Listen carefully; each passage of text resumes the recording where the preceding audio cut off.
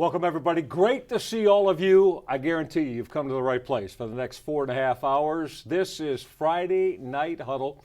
It's the most comprehensive, analytical, and with great evaluation look at high school football that you're going to find all over the state of Ohio. I'm Michael Regai. Great to have you on cleveland.com and, of course, Time Warner Cable Sports Channel.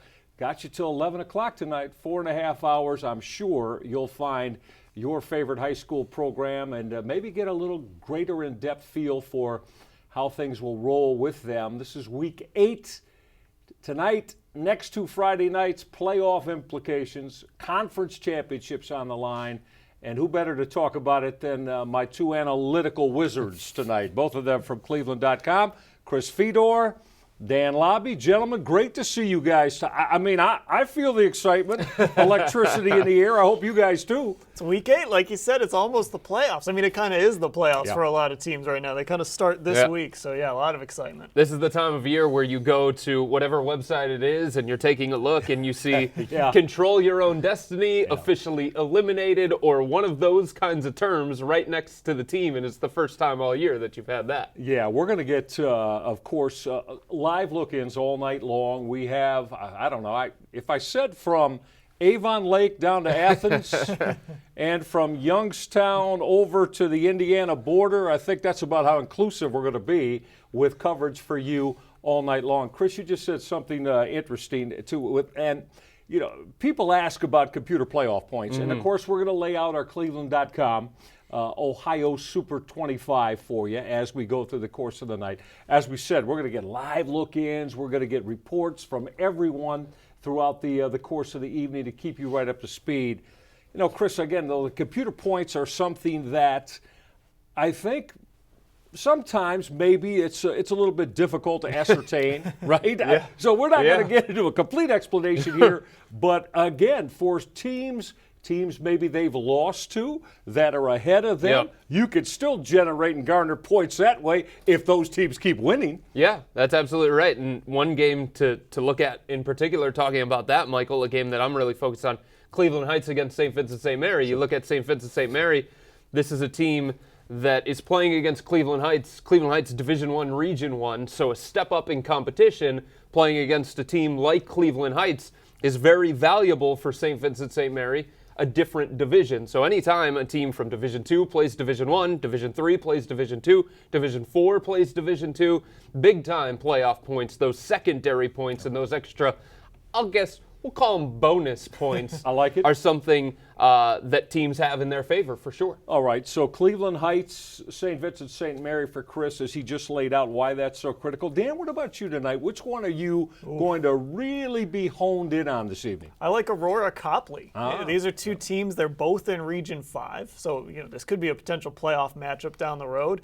They both, in theory at least, control their own destiny at this point. Of course, whoever loses this game wouldn't. And you got so much talent, too. I mean, you got Bubbar Slanian with Aurora.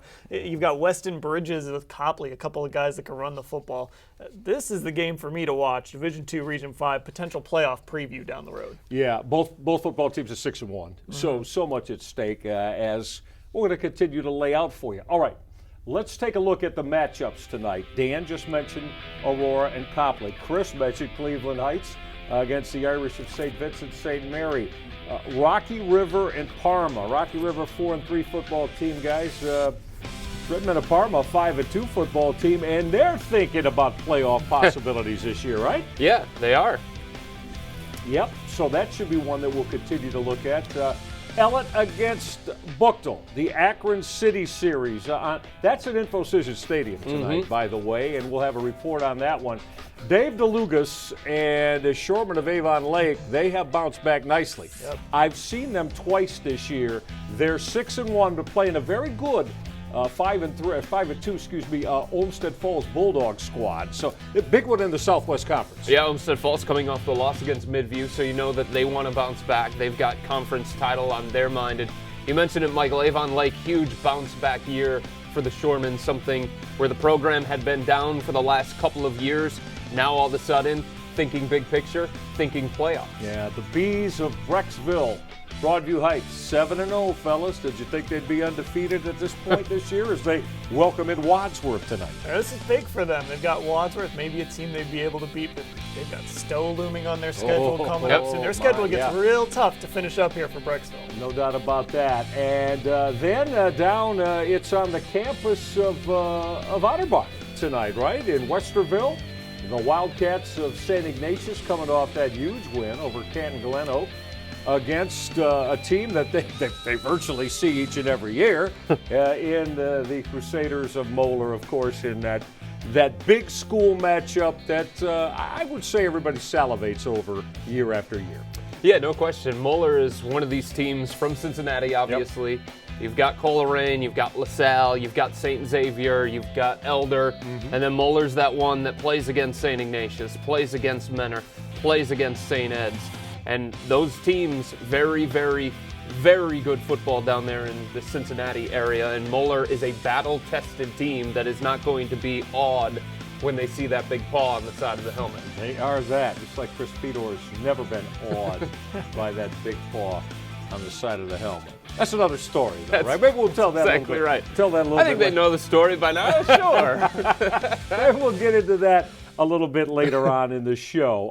Also tonight, what we have, Elyria Solon up there as well. Yep. So here's the Comets. I think fifth in D1 Region 5, and here they are trying. Elyria's I know Elyria's 3-4. Right. But this is a football team that has a lot of talent on it, fellas. And if I was Solon now tonight, I'm not just marking this up as a gimme.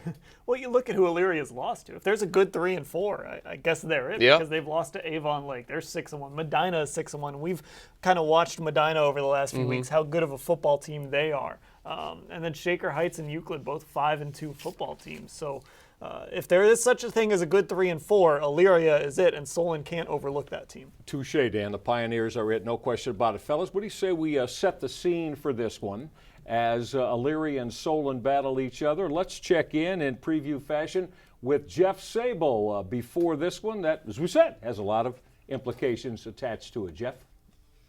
Playoff points are on the line here tonight as the Elyria Pioneers, they are 3-4 overall on the season. As of right now with the computer points, they would be on the outside looking in regards to a playoff position. A victory over the Solon Comets tonight could catapult them into a playoff spot. However, taking a look at this Solon team, 6-1 overall, they have come off big wins against Euclid, Menor, Strongsville. A lot of things are clicking. Their defense has 1 week ago against Strongsville, they held the Mustangs to 85 yards of total offense. They're looking to continue their defensive ways here tonight. They are led by running back Thomas Wilkes, 12 touchdowns on the season, 9 rushing touchdowns, 3 catching touchdowns. He has been an offensive leader alongside Joe Bubonics, who completes 64% of his passes. He has passed for over 1,118 yards. It's going to be the Elyria Pioneers and the Solon Comets here at 7 p.m. tonight, Stewart Field. Appreciate that, Jeff. He mentioned Joe Bubonics, one of the top passing quarterbacks that we have, at least here in Northeast Ohio. You know, Chris, we've talked about this a lot. A high school quarterback that's completing in that 63 to 68% of his throws, I'm going to tell you, you're going to have a potent offense and probably win a lot of football games. Yeah, no question. And for Joe Bubonics making that switch from defensive back to quarterback this year, you know, what do you want to have as a young quarterback new to the position? You want to have that defense that you can rely on, and Solon is allowing just 9.7 points per game, so not a lot is being thrown on Joe Bubonics. You want to have that running back that you can hand the ball off to, can be your security blanket. Thomas Wilkes has been that guy. Of course, he's got weapons in Darryl Sinclair, Jake McCurry. So the pieces are there for Joe Bubonics to flourish, and I think that's very, very important when you talk about somebody making that transition to quarterback. Yeah, Solon football team that is certainly hunting going deep into November. Who knows, maybe beyond. We'll see if that happens. A moment ago, we mentioned the big one that's going on down in the Otterbein campus in Westerville. St. Ignatius tangling with the Crusaders of Cincinnati Moeller. It's one that you're going to see on Time Warner Cable Sports Channel a little bit later on this evening. Let's check in with Dave Bacon as he gives us a preview of these two titans of Ohio high school football. David? I'm Dave Bacon at Otterbein College, Division I Region 4 Moeller, 3-4 on the year, taking on Division I Region 1 St. Ignatius, 6-1 on the year. The Wildcats come into this game having won 3 in a row. They're currently in 8th spot in Division I Region 1. Top 8 make the playoffs. Moeller has lost 3 in a row. They are currently in 9th spot in Division I Region 4. They desperately need a win against either St. Ignatius today or St. Ed's next week in order to make the Division I playoffs. The Wildcats, they're trying to get it going so they can get a home playoff game. Again, it's North meets South. Cincinnati, Moeller taking on St. Ignatius midway at Otterbein near Columbus. All right, David, we appreciate that. So as Dave was pointing out, as we just alluded to, no, just because you see one of the powers around the state of Ohio, maybe at 3-4 or 4-3 right now, do not write them off because they have opportunity to gain buku points by whom they're playing in these next couple of weeks. Yeah, and both of these teams, you know, we talk about teams a lot that start their seasons with strong schedules. Buchtel's the team that does that, one of the teams we're covering.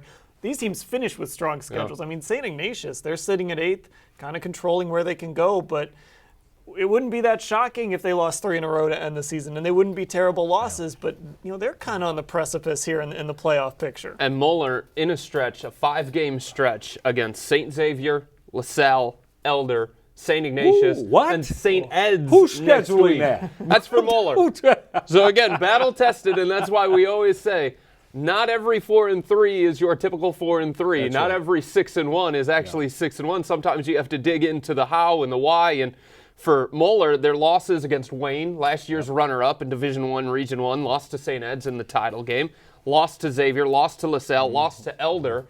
That's not your typical 4-loss team. No, not at all. No, so that's one to definitely keep an eye on tonight. Also, you don't mention 6-1 football teams. And the Battling Bees of Medina, guys, 6-1 football team, they're no stranger to being in a position to put themselves in November play to get in the playoffs. They're hosting Shaker Heights tonight. One of our student reporters, in the control room no less. Take a look at this as we set the scene. Here's Derek Demlow, a student at Medina High School, with a look at his football team hosting Shaker Heights. Derek, take it away. My name is Derek Demlow, and I'm reporting in for Friday Night Huddle, the Shaker Heights at Medina game. As you can see right now, we are not at the field right now. We are actually back in the cable studio where I direct the games. So I get video input from the 2 cameras that we've had on the field and the cameras that we have in our commentators. And what I do is I basically decide which shots are showing up on TV, when the replays go, what graphics show up, all that good stuff. But less about me, more about the game. A fairly even matchup tonight with Medina 2-1 conference record, Shaker Heights with 3-1, lost against the same team, Mentor, but other than that, they both had an undefeated score for the most part. Medina banking on number 7, Dylan Foltz tonight, as just last game he broke the school record for most receiving yards with 170 yards, which was previously set by Robert Anthony in 1985 with 156 yards. So Dylan Foltz now joins the Medina Big Three that we've just formed with our number 2 quarterback, Gavin Montgomery, our number 14 wide receiver, Jimmy Daw, and now Dylan Foltz adding to that. But even with our Big Three being set up, we have a big chance against Shaker's defense tonight, as number 35, Jalen Gardner, has already been offered 2 scholarships to Cincinnati and Bowling Green. So our main focus should be on our defense tonight. Other than that, it should be a very good game. Thank you. All right, Derek, we appreciate that. Thank you very, very much. Jimmy Daw, he mentioned him. I mean, this is Mr. Touchdown. Chris, you know, now there's guys who we know around the state of Ohio in the history of the game that have racked up, you know, seasons of 25 touchdowns, 30 touchdowns in a 10-game regular season. Jimmy Daw is going to shatter just about every mark that I think has ever been set touchdown-wise here in Northeast Ohio. Took him 4 weeks to shatter Medina's school record for rushing touchdowns. That's it, and he was just getting warmed up. Interesting game for the Bees tonight because I'm curious to see how they're going to bounce back after that first loss because they went into the game last week. It was an emotional game. It was a game that they wanted on their schedule, wanted to avenge last year's loss against Menor. Not able to do it. Close 3-point loss. It was at home. Can they rebound? Can they regroup? Can they still focus on the bigger picture, which is a playoff spot? Or are they going to let that loss against Menor kind of hang over them and not be the same team that we saw through the first 6 weeks? I think it's something that these young kids will have to learn really, really quick tonight against Shaker Heights, because if not, Shaker Heights, enough offense, explosive, Jameer Dismukes can burn you. Yes, he can. One of the tremendous, love the name too, Jameer Dismukes. Knows his way to the end zone too. Tremendously talented young man. All right, so that's the story that we'll be getting all night from Shaker Heights and Medina. Also a big one going on with a couple of 6-1 football teams as well. The Green Men of Aurora and also the Indians of Copley. Let's check in with Tim Bielik on that as he gives us a preview of how this one is going to impact not only a conference race, but the computer points that are also vital as well. Tim? Tim Bielik from cleveland.com and the Friday Night Huddle here, coming to you tonight from Copley High School, where a pair of 6-1 teams are set to meet up as the 6-1 Copley Indians host the 6-1 Aurora Greenmen in Suburban League American Division action. It's not only a matchup of conference rivals, but also big playoff points on the line. Aurora number 2 in Division 2, Region 5, Copley at number 4 coming into tonight's game. The highlight of this game is definitely going to be when Copley has the football, highlighted by Michigan State commit Weston Bridges in the Copley backfield. This is a guy with incredible speed, can score almost any time he touches the football. For Aurora, trying to stop him will be that defense led by senior linebacker Bubba Arslanian, one of the best linebackers in Northeast Ohio. Tremendous speed, great playmaker on that side of the football. Offensively, he'll also pair up very well with quarterback Mac Austin. I'll be on the sidelines all night. Make sure you follow me on Twitter at Bielik_Tim, as well as the hashtag Friday Huddle. Looking forward to this one tonight, guys.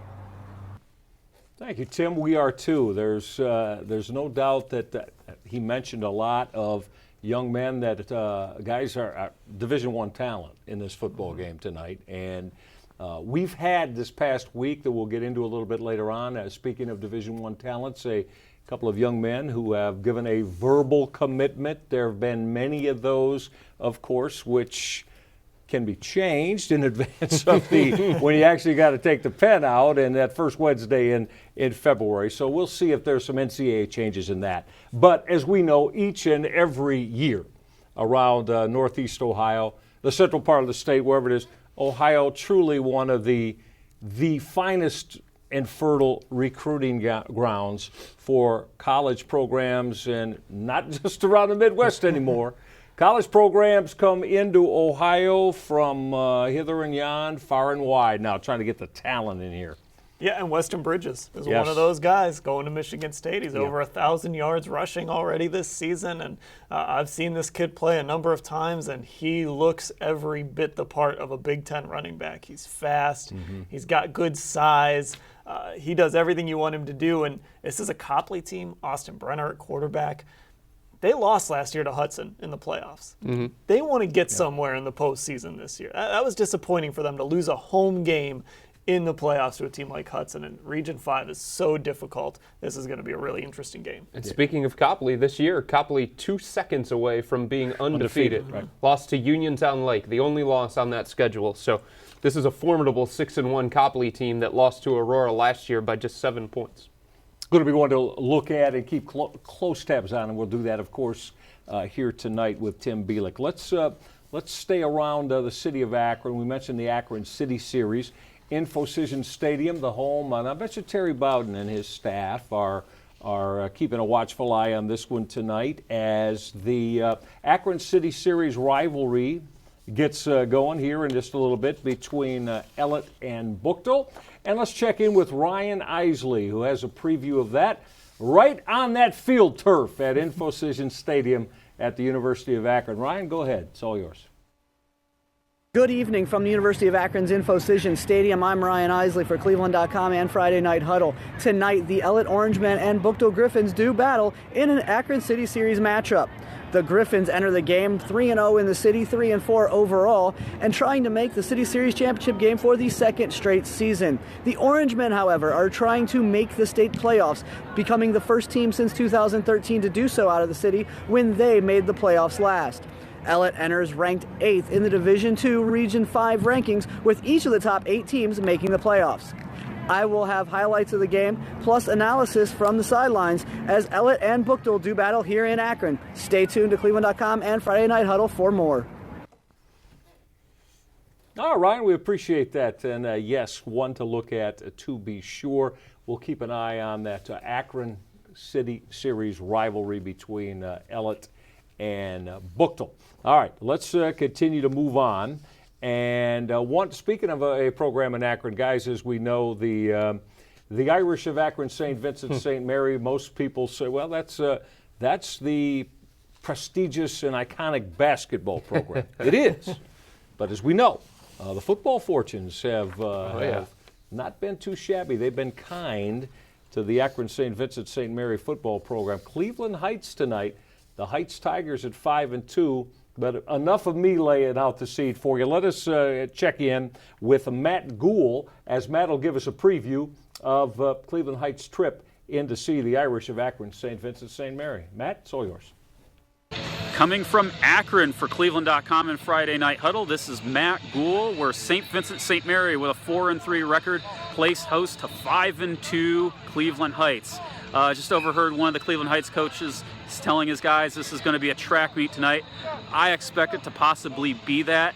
Just for history's sake, St. Vincent St. Mary won this matchup handily last year at Cleveland Heights. I believe the score was 42-6 or 42-0. Both teams right now are looking to get into the playoffs. If the playoffs started right now, St. Vincent St. Mary would be 7th in Division III, Region 9. Meanwhile, Heights would be 6th in Division I, Region 1. Both teams are looking to get back to the playoffs as they made it a year ago.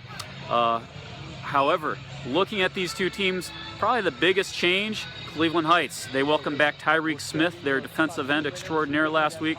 Guy hasn't played football much, but he's already got a lot of Division I offers rolling in. In fact, one came in today from UCLA. So a lot of teams, a lot of colleges already like Tyreek Smith, the 6'5" junior defensive end. He had 5 tackles, a sack, 5 quarterback hurries, and a forced fumble last week. That's not a bad stat line for a guy who just came back from a bum foot injury that kept him out since about week 2.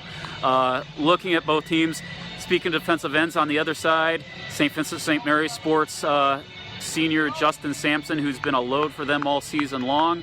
He's going to be a pain in the neck for Cam Seawright at quarterback for Cleveland Heights tonight. But the matchup I'm watching is Jalen Harris, Cleveland Heights' acclaimed senior receiver. He's going to be who's going to be signed him tonight? Will it be DeMonte King for St. Vincent St. Mary? Will it be Malik Woolridge? We'll see what Marcus Watley, the defensive wizard, who's now the head coach for the Irish, has in store and plan there. But we're looking forward to this one, and I'll have you covered all night. We appreciate that. Good stuff. He mentioned Jalen Harris, guys, right there at the end. Now, last season, had the good fortune of calling Benedictine and Justin Lane. I thought, this guy's like, wow, 6'3", about 200 pounds, go up and high point the wide receiver range. He also played free safety. He's now playing for Mark D'Antonio at Michigan State and getting playing time. Is Jalen Harris, now I've been told, I have coaches tell me, no.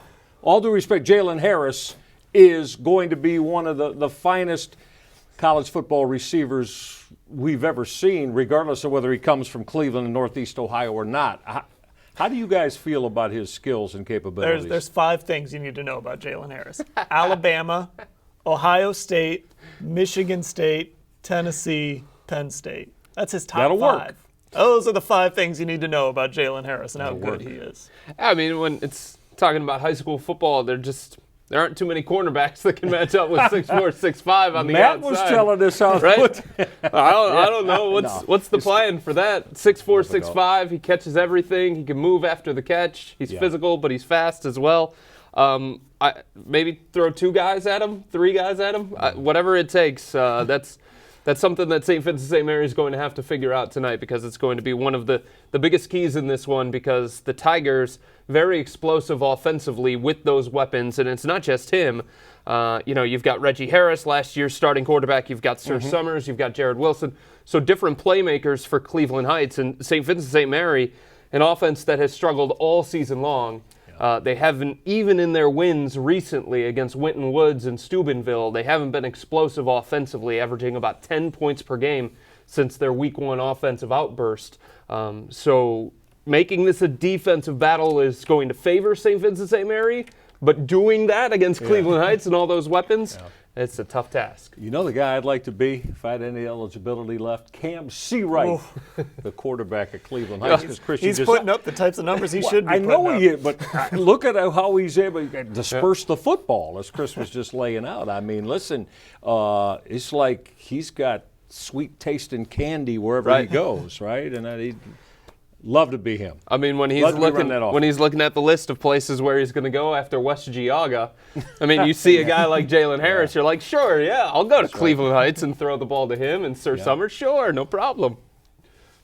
Rapidly paced half hour, guys. No question about that. We've got a whole lot more coming with you till 11 o'clock tonight. We've just previewed virtually all and so much more that we're going to show you. Coin toss here, Cleveland Heights. And St. Lippet, he's going to echo your call. And Chris and I get back on the other side. We'll be joined by our friends at Time Warner Cable Sports Channel as Friday Night Huddle rolls your way on a Week 8 with so much at stake. Don't go away. As World Heavyweight Champion, Clevelander, and spokesman for Nature Stone, we'd like to present you with our own award. Wow, it's awesome. We had it made ourselves. It's made of... Not the award, the floor. Oh, it's Nature Stone. Installed over concrete, Nature Stone flooring is tough, durable, long-lasting, and beautiful. Act now and get up to 50% off. This is the only time you'll see me on the floor. To schedule your free in-home consultation, go to naturestone.com today. It's Friday night. Friday nights are for high school football. And no one else covers it better than Time Warner Cable Sports Channel. Join Neil Zika We're going to have some fun. and Matt Finkus for the biggest moments. He's still on his feet. Top highlights. Check out that hit. And in-depth analysis from around Ohio. High School Blitz. Friday nights at 11 with preview shows on Wednesday. Only on Time Warner Cable Sports Channel. Nobody gives you more ways to save on Tempur-Pedic than Mattress Warehouse. Save up to $1,000 on select cool sleeping Tempur-Breeze models while they last. Plus, save hundreds on special purchase Tempur adjustable bases. Your bed goes up, your bed goes down. But hurry, these won't last long. All come with 6 years, 0% APR financing or a free TV. Nobody gives you more ways to save on Tempur-Pedic than Mattress Warehouse. The Ohio Lottery's Partners in Education program has been recognizing students and teachers who shine both in and out of the classroom since 2007. To nominate a deserving teacher or student, go to OhioLottery.com and click on Supporting Education. Students in kindergarten through 12th grade are eligible to be academic all-stars. K through 12 teachers can be honored as the Teacher of the Month. Every school that participates is eligible to be honored as the School of the Year. The Ohio Lottery's Partners in Education, where stars shine.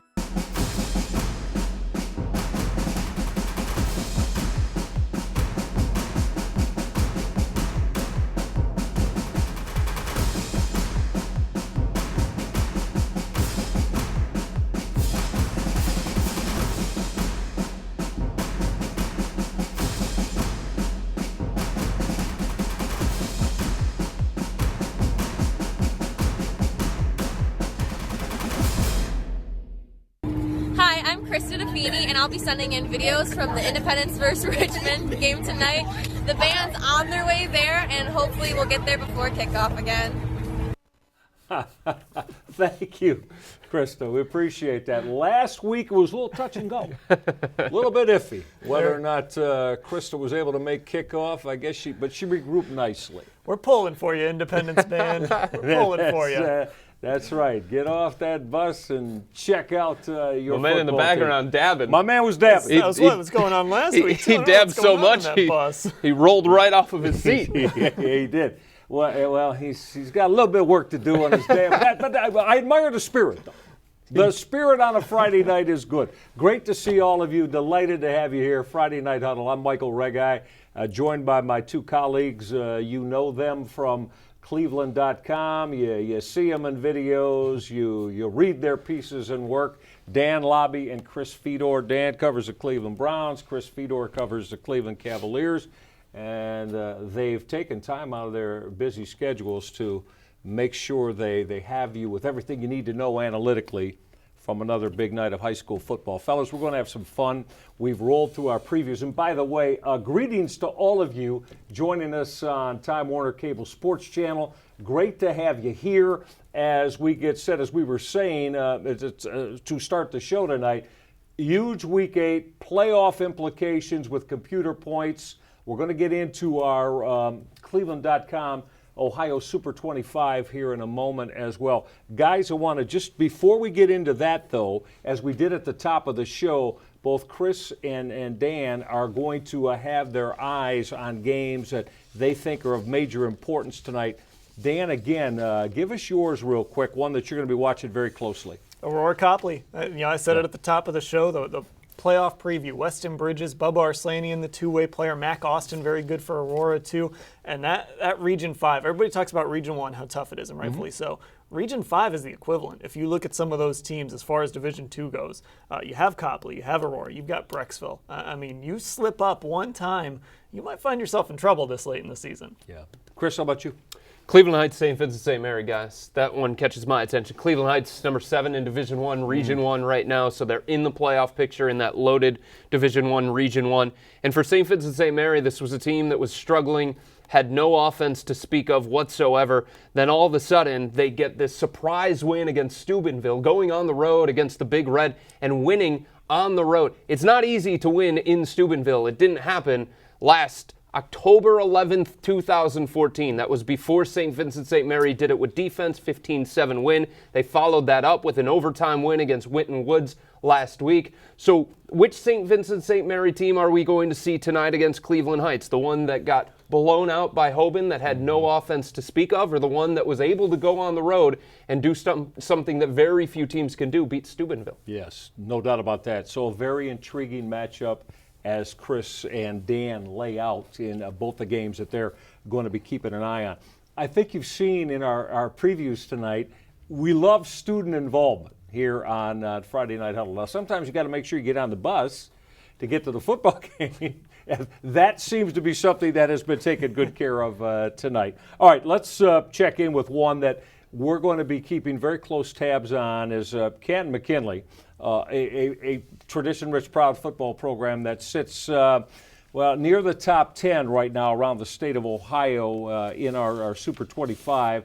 And Canton GlenOak, who lost to Cleveland St. Ignatius last week. Let's check in with Canton McKinley student Darian Burton. Might even have a head coach in tow. Darian, it's all yours. Up in offense. It's Friday night. The Bulldogs travel to GlenOak to take on a 4-3 Golden Eagles team that has battled injuries to key personnel while losing the past 2 weeks to quality opponents, Jackson and Cleveland St. Ignatius. What's the game plan to stay undefeated in the Federal League?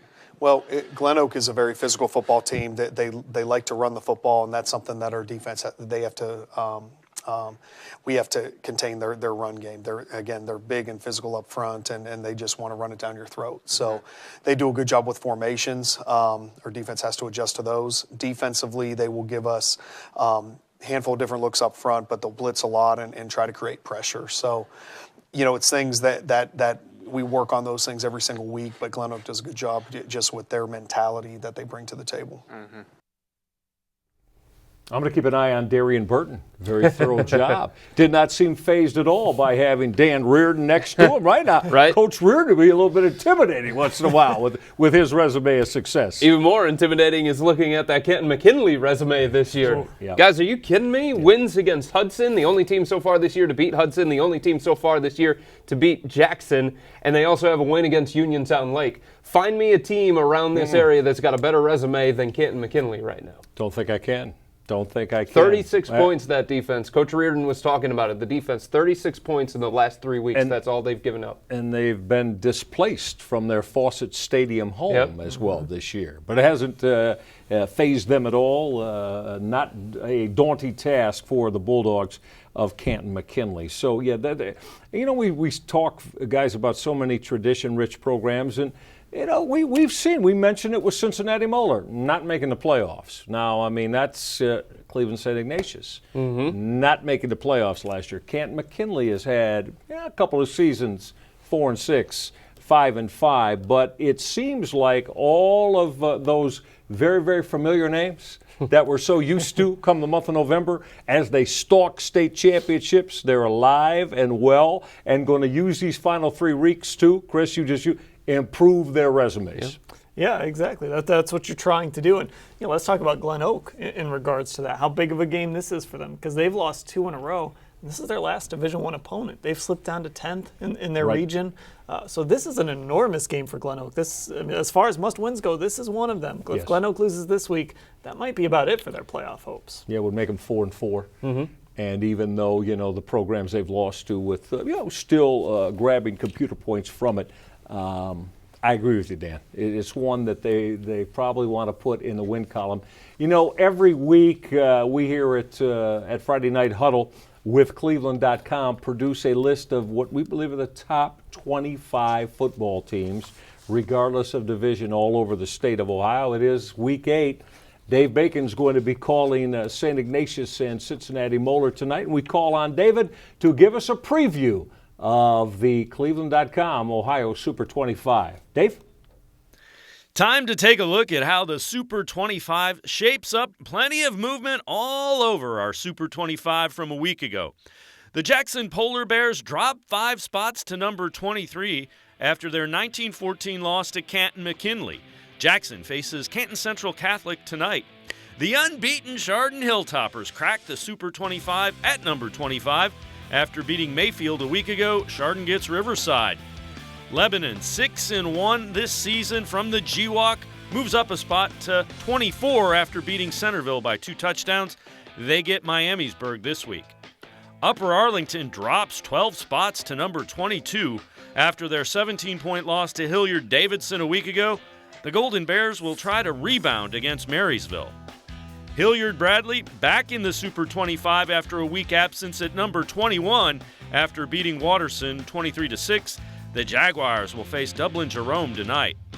Hudson enters the top 20 after their 25-24 win over Stowe on a 2-point conversion last week. The 6-1 Explorers face Twinsburg this week. Unbeaten Warren Harding moves up to number 19 in the Super 25 after beating Boardman. The Warriors will face Cardinal Mooney tonight. Columbus St. Francis de Sales, 7-0 on the year, moves up a couple of spots to number 18 after their win over Edgewood. Up this week, Logan.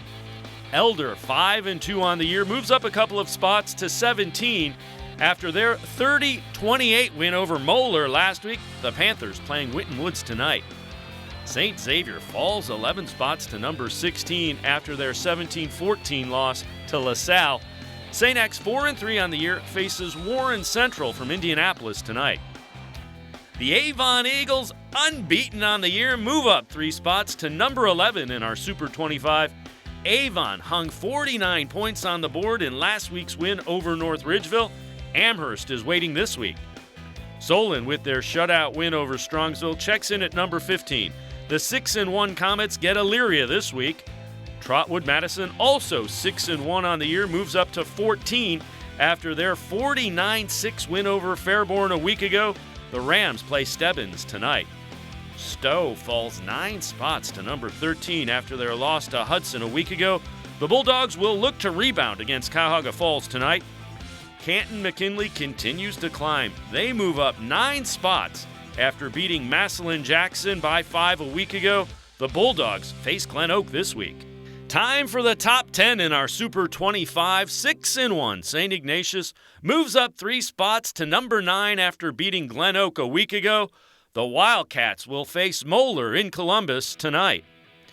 Dublin Kaufman, 6-1 on the year, moves up 3 spots after shutting out Central Crossing last week. The Shamrocks face an improving Hilliard-Davidson squad tonight. Pickerington Central moves up 3 spots to number 8 after a 20-point win over Lancaster. They have a date with Pickerington North this week. Olentangy Liberty is 7-0 on the year, and they check in at number 7. They shut out Westerville South last week and meet Olentangy tonight. Toledo Central Catholic stayed perfect, 7-0 on the year, beating Toledo St. Francis de Sales a week ago 50-0. They have a date with Findlay this week. Time for the top 5 of the Super 25. The Hoban Knights crack the top 5 at number 5. Hoban beat Padua by 20, and they get the Walsh Jesuit Warriors this week.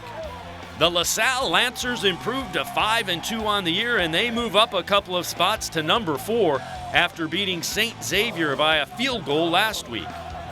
The Eagles of St. Ed's rested up on a bye week. They stay number 3 with a 5-1 record. Canada Prep is the opponent this week for the Eagles. Wayne High School from Huber Heights stays at number 2. The 6-0-1 Warriors had no trouble at all with Beaver Creek. They play Kettering Fairmont tonight. And the Coleraine train keeps rolling. The Coleraine Cardinals stay the top team in the Super 25 after a 47-8 win over Middletown. Coleraine faces Fairfield tonight.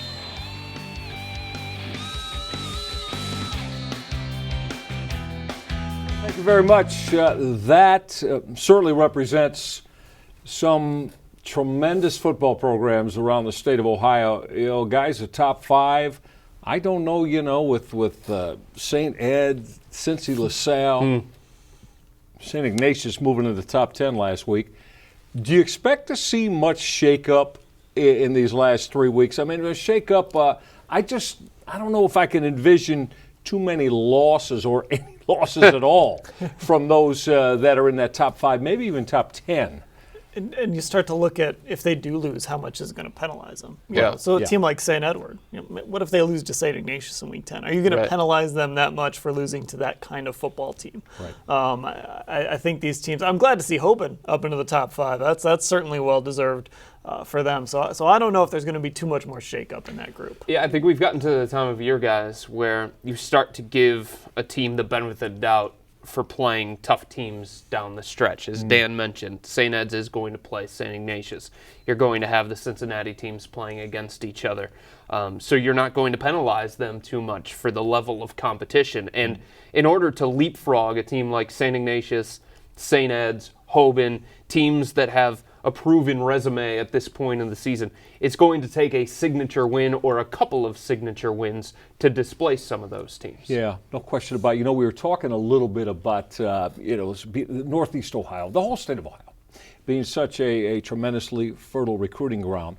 And I've been interested in watching Danny Clark the last couple of weeks. I mean, here's a young man that, committed as a freshman. His dream was to play for the Ohio State Buckeyes. And then, of course, as you see, because of recruitment of other quarterbacks, what's there right now behind J.T. Barrett and Joey Burrow. So bottom line is, Danny Clark decides to reopen his recruiting venture. Maybe Indiana, maybe Kentucky, we're hearing. But it looks like the young man has not let that detour him. And I'm pleased to see that for him and the whole program because of, again, come on, guys, we're 17 years old. Yeah. I had trouble making sure my shoes were tied every day. One of the things Coach Terrell told me about him last season, he came into Hoban and they wanted to make him a captain. The players on that team, when he first arrived at Hoban, they wanted him to be a captain. And when he kind of got away from that Massillon machine a little bit, it really kind of helped him. And Coach Terrell was really impressed with the leadership he brought. And just look, he is the classic pro-style quarterback when you watch him play. He can spin the football. Somebody's going to get a pretty good quarterback. I mean, you talk about focus when it comes to Hoban. I mean, there are a number of things that they're dealing with. Sibley, obviously, Clark dealing with the stuff that he's dealing with, and they don't know if they're going to have their head coach in the postseason. And yet, despite that, here they are, one loss on the resume, a number of wins on the resume, big wins. Lost to St. Ed's on a blocked field goal at the very, very end that probably would have sent it into overtime, then who knows, because they were at home. So despite some of the stuff that they're dealing with, here they are, top 5 once again, and I think it's a credit to the players for staying focused. I think it's a credit to Coach Terrell for keeping the team focused through all this kind of stuff that they have to deal with. Probably more stuff than other programs have to deal with. Chris, I'm glad you brought that up because it's a tribute to, we're talking about families, the football family. As you said, a lot of things going on there. All right, what we do here is give you live look-ins. A little bit after 7 o'clock here in the state of Ohio, kickoff time a few minutes ago. Let's have a live look-in at one we gave you a preview of, Twinsburg and Hudson. Let's take a look-see, see how this first quarter is beginning with these two strong programs. The kids did a nice job on the offensive line opening it up for the Tigers to get into the end zone. So McCarthy on to attempt an extra point here. And there's a flag. Get an offsides on Hudson. Before the snap, we have encroachment on the defense. Half the distance, still will result. Right, so Twinsburg on the board, and with the PAT pending, that was Scott Palachek along with Mike Rickman and Andy Sefcik on the call there. So that's what we're going to have an opportunity to do all night long, and it's kind of like the NFL Red Zone channel, right? On NFL Sunday Ticket, Chris. We don't miss a thing, so we'll get live look-ins that way with opportunities for you to see just about every time, touchdowns are put on the board all week long. Twinsburg and Hudson, as we said earlier on, now this, this Hudson football program, they come into this tonight as always, probably right where they want to be. As we remember, Chris, I think you alluded to last week, and the just dramatic game and finish they had a week ago. Yeah, and I think the thing that you wonder a lot of times with young kids in high school is, okay, what are you going to do after that? It was a huge win, beat Stowe, emotional win. That's one that sometimes it takes you a long time to come down off of that high. And here's the other thing when it comes to Twinsburg. This is a Twinsburg team, Dan. We've seen it this year. They hang with teams. They test teams. They're going to give you a fight. Look beyond that 1-6 record, and you're going to see a team that not a lot of people want to play because they put a scare into Stowe in the first half being tied with them, put a scare into Brecksville, put a scare into Copley in week 1. So Hudson's going to have to try and come down off that emotional win against Stowe, and it's probably going to take a little bit of time for these kids. Yeah, I mean, we followed that game a couple of weeks ago between Stowe and Twinsburg, 14-14 at the half, and Stowe's a very good football team. Last week, Twinsburg took on Wadsworth. They only lost that game because a guy made a catch in triple coverage, and then that same guy blocked a punt and ended up getting a safety out of it. They were right in that game and probably could have beaten, a pretty good Wadsworth team. Points going on the board, guys, already. As we said, we kicked it off a little bit after 7 o'clock here in the Buckeye State. We previewed for you a few minutes before kickoff time Aurora and Copley, a pair of 6-1 football teams. Let's get a look at how touchdown generated in this one. Bubba Arslanian was mentioned. Watch Arslanian here. Outstanding presence. And I believe, fellas, we're talking about an Arslanian pick 6 as he goes to the house to get points on the board just that quick. Out on the edge there, Aurora's got a 7-0 lead, and Arslanian with tremendous anticipation, tremendous hands, and knows how to get to the end zone, Dan. Man, he one-handed that ball. That was an impressive interception, and he plays running back on the other side, so once he gets that football in his hands, he can get to the end zone if he needs to. A little stutter step there to beat not the defender, but one of the offensive players trying to bring him down. Bubba Arslanian is a fun player to watch. He is. What side of the football do you think that he ultimately winds up on? As you said, he's a tremendous running back. Yeah. Looking at that, if I'm a defensive coordinator wherever he goes, I'm saying, head coach, you got to give him to me. I want those kind of difference-making plays. Coach Moeller loves him. He has said that one of the top 5 players I've ever coached, and you can see why right there. And it's funny because we came into tonight's game, guys, talking about Bubba versus Bridges in the running back battle, a bit of a throwback game. Right. So many teams are going to these spread offenses with these quarterbacks putting up these video game-like numbers.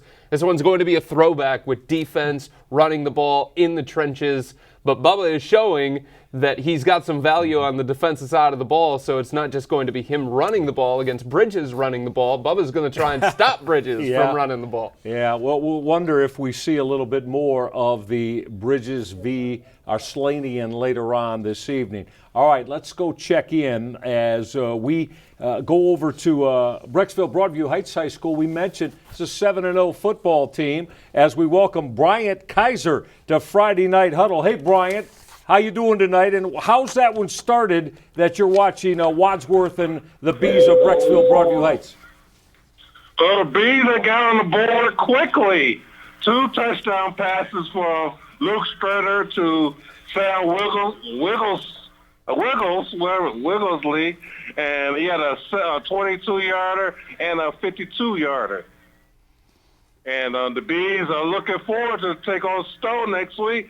Right now, they lead at 14-0 over Wadsworth. All right, Bryant, as you said, the 2 quick touchdown passes. Let me ask you, were they sustained drives or just quick, big play strikes for the 2 TD passes? The first one was a pretty big drive, like 8 plays. The next one was off a fumble recovery, and they scored on the very first play. So and, obviously, Tom Tupa got to be happy with the throws that his quarterback, his protege, is doing right now. Don't forget Tom Tupa's on the sideline. No, of course. Anytime the Tupa family's around, there's a chance to be a lot of offensive explosiveness. They're ranked number 7 in Division II, Region 5. Bryant Kaiser, we appreciate it. We'll check in with you a little bit later on. Thank you. Thank you. Brecksville, Broadview Heights. He brings up the Tupa name, of course, one of the not only familiar but quite frankly, with Tom and his family tree, iconic names that we have in Ohio high school football, Dan, down through the years. Yeah, absolutely. And Brecksville is one of those teams that's kind of standing over here waving their arms saying, hey, pay attention to us, guys. Look at us. We're undefeated. Yeah. But, part of it is they haven't really played any real tough teams yet. You can only play who's on your schedule. Well, they start to get tested now. Wadsworth 4-3, and then they've got Stowe, and then they've got Hudson. So they're going to get to prove who they are. And one thing's for sure, this team can score some points. Chris. Yeah. The schedule at the end of the year, as Dan said, Stowe and Hudson to finish it off. Who knows what's going to happen with those 2 games. I'm not going to put it past Brecksville to be able to pull off one of those upsets. But at the same time, Brecksville missed the playoffs last year because they had 3 losses. If they get this one tonight, they assure themselves the most that they could have would be 2 losses. And you would think that 8 wins, 2 losses could be enough to get them in the postseason. But no matter what happens at the end of the year with those 2 games. And again, no guarantees, but obviously, you have an 8-2 football season. You want to feel like, hey, we've got a shot to get in the playoffs. We were having a little bit of fun as we previewed games tonight, and one of those we previewed was Independence and Richmond Heights, and we went to Krista DeFini, the Independence band member. I got the iPad out, the iPhone. The Independence band's all over it because check this out, this video from Independence and Richmond Heights. You're going to see another pick 6. Check this out now. High point in the football. That's Jack Jadante. Jadante off the INT, and guys, he's headed to the house. Touchdown for Independence to grab the lead. 14-zip already, Independence. The Blue Devils off to a strong start, huh?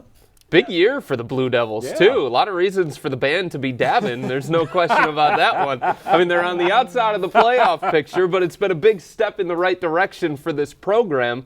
Coming into tonight, 5-2, coming off a win against Hawken. Played Kirtland tough, 15-point loss against Kirtland. So given where the Blue Devils are with the program, this is a big step in the right direction. Yeah, and when you lose to Kirtland, I mean, everybody loses to Kirtland. So you do kind of look at the game and say, all right, well, how did we look in that loss? And that was one of the games we were following that weekend. Independence was hanging around a little bit with a very good Kirtland football team. Yep, there are no question about that. We've had 2 pick 6s. already for TDs, Defense. The defense. See, these two, I love that. So I'm rising. I'm a defensive guy. These two guys are offensive guys.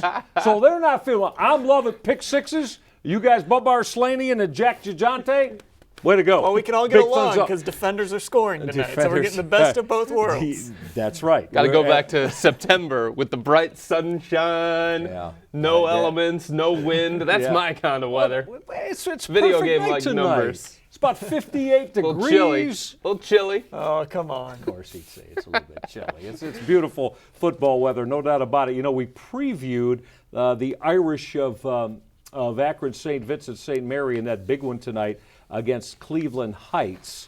Matt Gould is on it for us here on Friday Night Huddle. Touchdown time, though, for the Irish of Akron St. Vincent St. Mary. Let's take a look at it. Here's your offensive touchdown, fellas. Miles Williams. Look at this. Look at him break tackles here. Powering his way to the house.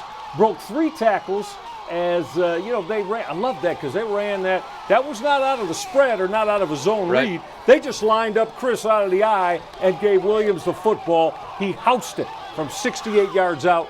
The Irish of Akron St. Vincent St. Mary on the board. And Miles Williams has played a huge part in St. Vincent St. Mary being alive in the playoff picture. Right.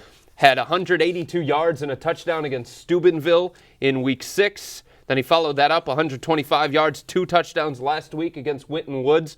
So this was St. Vincent St. Mary coming into the year wondering who they're going to be, what their identity is going to be. They had some questions that they had to answer. They had a new head coach, a lot of expectations. It looks like they have found their identity. Run the ball, lean on that defense. That was the formula against Steubenville. Maybe it can work tonight against Cleveland Hts. When you run the football like Miles Williams just did, I hope he's given some dap, not dab. No, dap, like this, like giving the rock to those 5 guys on that O-line.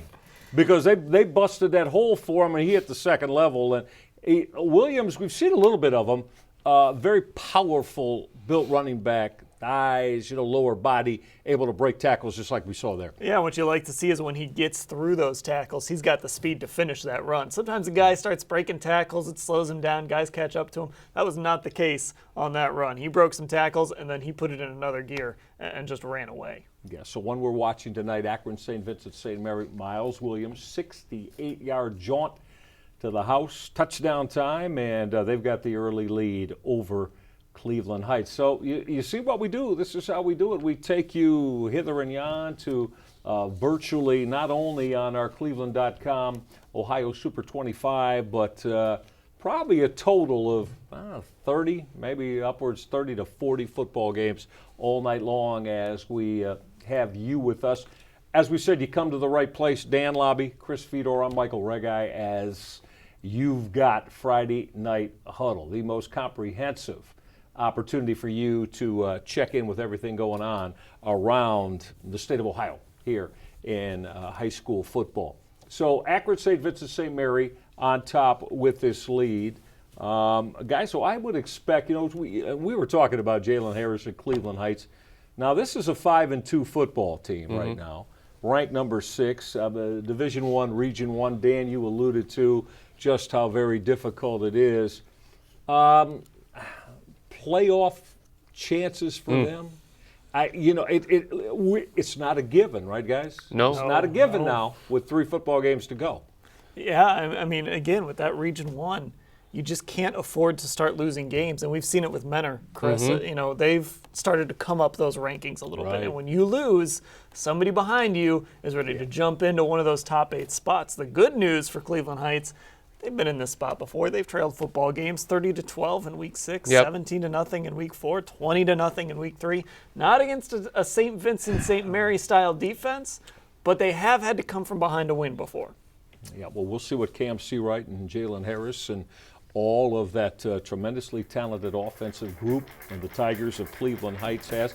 We're on the move offensively, but we're going to take our first time out, right? So we're going to take our first time out because we've got a 3rd and 8 coming up, and we need to make sure we get in the right play. Don't go anywhere when we get back. Labbe, Fedor, Regai, and you on Friday Night Huddle. We return in a moment with more live look-ins and more opportunities for you to stay right up to speed with your favorite high school football team. Don't go away. I'm Stipe Miocic, world heavyweight champion for Nature Stone, and Cleveland's first hometown champ. Fighting can be brutal, so can mold, mildew, or flooding on your basement carpet or tile. Get Nature Stone and never replace your basement flooring again. Hurry, act now. Get Nature Stone and save up to 50%. That's up to 50% off authentic Nature Stone flooring. Nature Stone, like me, simply the best. Act now. Call or visit naturestone.com today. Monday night is the night for Ohio Sports Talk, and it's all on Time Warner Cable Sports Channel. At 6, the self-proclaimed voice of truth and reason takes your calls live on More Sports and Les Levine. Then at 7, Dave Bacon and the boys unload on the week in sports on Armchair Quarterbacks. And at 8, Bruce Hooley's out to make you the smartest sports fan around. Ohio's biggest night in sports talk. Monday nights only on Time Warner Cable Sports Channel. The Mattress Warehouse Columbus Day sale is held over, so you can still pay no interest until 2022 on qualifying purchases. Or get our best-selling Sealy Pillow Top with gel foam, just $4.99 and a free TV. Raise the head, raise the feet for a better night's sleep. Adjustable sets as low as $7.99. Ask about same or next day delivery and 6 years no interest financing. The Columbus Day sale held over this week at Mattress Warehouse.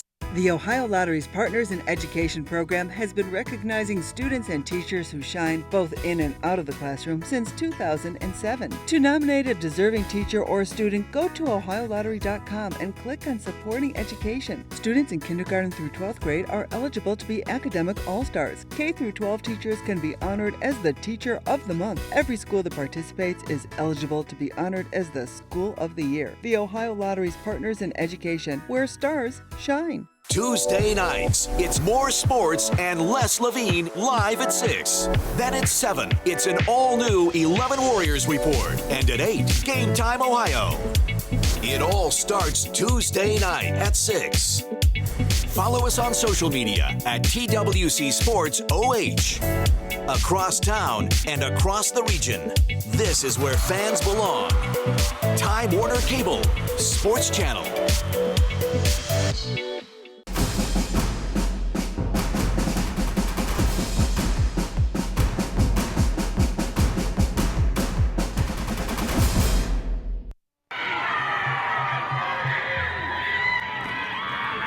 Precision Stadium, that's Price Taylor on 4th and goal, blasting his way into the end zone for the Griffins of Akron Buchtel as they grab that lead in that Akron City Series rivalry against the Orangemen of Ellet. Ellet at 6-1 on the year, and Ellet into that one in, I think, ranked number 8, I believe. Ellet ranked number 8, and listen, I'm going to date myself here as we welcome you back. Michael Regai, Chris Fedor, and Dan Labbe, two gents both from cleveland.com.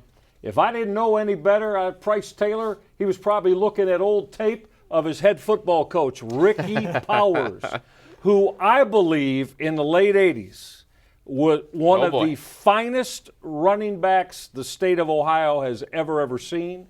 Led, of course, Akron Buchtel to a couple of state championships. Used to love the rivalry back then. Ricky Powers at Buchtel and Robert Smith at Euclid. Robert Smith goes to Ohio State. Ricky Powers goes to Michigan. They wind up meeting up more. It was good stuff. Good stuff. Yeah, Ohio has produced great running backs, especially from that era, and to see them both go to Ohio State and Michigan, it's great to see. And the one thing that Powers understands is how important it is to win your conference. See, for Buchtel coming into tonight, 3-4 on the year, their playoff hopes kind of fading as they're number 22 in Division III, Region 9. However, most coaches go into the year saying, okay, our goals are conference win first, playoff second. And Buchtel is a team that has controlled this conference for the last 2 years. Could take a big step here with a win against Ellet tonight. Well, here's the other thing, too. If in that Akron City Series, this is one of those conferences that if you don't make the playoffs, you still have a chance to play that Thursday night before the playoffs start in that City Series championship. So even if Buchtel doesn't make it into the playoffs, they wouldn't be playing that Thursday night before the playoffs start. So you're kind of playing for two things in that conference. Buchtel 13-0 against league foes in the last 3 years. That's getting it done. That's winning. That's winning. Ricky Powers, of course, as we said. We got a preview out of Infocision Stadium from Ryan Isley here on Friday Night Huddle. Let's check in with Ryan right now after that Price Taylor 4th and goal smash into the end zone. Ryan, good to have you with us here on Friday Night Huddle. Give us a sense of, was that a sustained drive for Buchtel that culminated in the Price Taylor TD here in the opening quarter? Yeah, guys, it was absolutely a sustained drive. They jammed the ball down Ellet's throat from the get-go on that drive. Just ran the ball straight down the field. A couple of big runs to start the series, and then 4th and goal at the 1, and Taylor just sneaks it in himself. We're sitting with about 4 seconds gone in the second quarter, and it's still 7-0 Buchtel after that touchdown. All right, and when you look at Ellet, Ryan, as we said, I mean, you know, the Orangemen sitting at 6-1. They've had an outstanding first 7 football games. In your mind, is this the type of football team that could, if they get in and continue to win, then could make some noise in November and do some real damage and maybe go deep into the playoffs? I'll tell you what, I'm not going to be able to make that call until I see the rest of this game. Considering what happened to them last week against a really good opponent in Akron East, it depends on what they do tonight with Buchtel as to if they can make some noise. I mean, we know 2-3 years ago they're the last City Series team to make the playoffs in 2013, and they couldn't do anything once they got there. I'm interested to see how they respond now to the way Buchtel's been playing tonight, because Buchtel's been very strong, and Ellet has started to sustain some defense, but Buchtel's still being able to run the ball against them. So it's going to be a challenge for Ellet tonight against this Ricky Powers Buchtel football team. All right, Ryan, we appreciate it. By the way, if you speak to Coach Powers after the game, give him my best. Tell him I said hi. I haven't seen him in a little bit of time. That's Ryan Isley at Infocision Stadium. All right, Chris, Dan, and I spoke in volume about the big one going down at Otterbein University in Westerville. Let's get a live look in. St. Ignatius and Moeller, Dave Bacon and Ryan Kavanaugh on the call down there. The Wildcats of St. Ignatius, Chuck Kyle's football team, seemingly, guys, dominating this first half. Couple of touchdowns, and have kept Moeller off the board with his 14-0 lead. And the thing is, when St. Ignatius has a lead like this, with that offensive line and that running game, 14 points is a lot. It feels bigger than 14 points when you're trying to chase them. Guys, do we consider this, and again, you know, we're into week 8 here. Do you guys consider this one of, Chuck Kyle's premier elite football teams? We mentioned the down year a season ago. Chris, how did you, a sense of, listen, we're St. Ignatius, great resolve to get back in their normal place. Did you get that sense from Coach Kyle and the coaching staff coming into this 2016 season? Yeah, because of how they planned on getting it done. I think they felt like, looking back at last year, that they did not play the kind of defense that they're accustomed to playing, and they made too many errors on the defensive side of the ball. And what is St. Ignatius known for? Running game, defense. And so far there has been one Ohio opponent, and it was last week, Canton GlenOak, able to score more than a touchdown against St. Ignatius' defense. This is a St. Ignatius defense that held Menor to just 7 points, shut out Parma, shut out Walsh Jesuit. So as long as they can get back to who they are, which is defense and running game, there's no reason to think that the Wildcats can't go far in the postseason, because they're back to their identity. Yeah, I like that assessment. I would tend to agree with that as well. All right, we gave you a look in earlier on of Aurora and Copley, a pair of 6-1s with so much at stake. Let's get a live look in there, because the Green Men of Aurora, boys, they're rolling. They're on the board again. This is Chris Manzo. You see the football on the doorstep of the goal line, and Manzo operates off that left side. He's in the end zone. Touchdown, Aurora. The Green Men putting it on, folks. Right now, the Copley Indians, 21-0 second quarter. A little bit surprised? Yeah, a little bit, because Copley's a good football team. Yeah, they are. But at the same time, Look, Aurora, they just always have this ability to pour it on. And we've talked so much about Bubba Arslanian, but they get production from Mac Austin. They get production from Vanzo in a lot of different ways. So this is a football team that it can snowball really quickly. We've seen that a couple times this season when we've followed their games. You think it's going to be a close game. Aurora does something to start the scoring off, and it just snowballs. They don't let up. You know, one way to limit a guy like Bridges is make it be a situation where all of a sudden Copley has to turn to the passing game to try and get back into the game with big chunks. So sometimes the game flow is going to dictate what a running back can do throughout the course of the game. And the script right now is one where Copley's probably going to have to turn to the aerial assault against Aurora. That's not what the Indians do best. That's not what they wanted to do coming into tonight's game.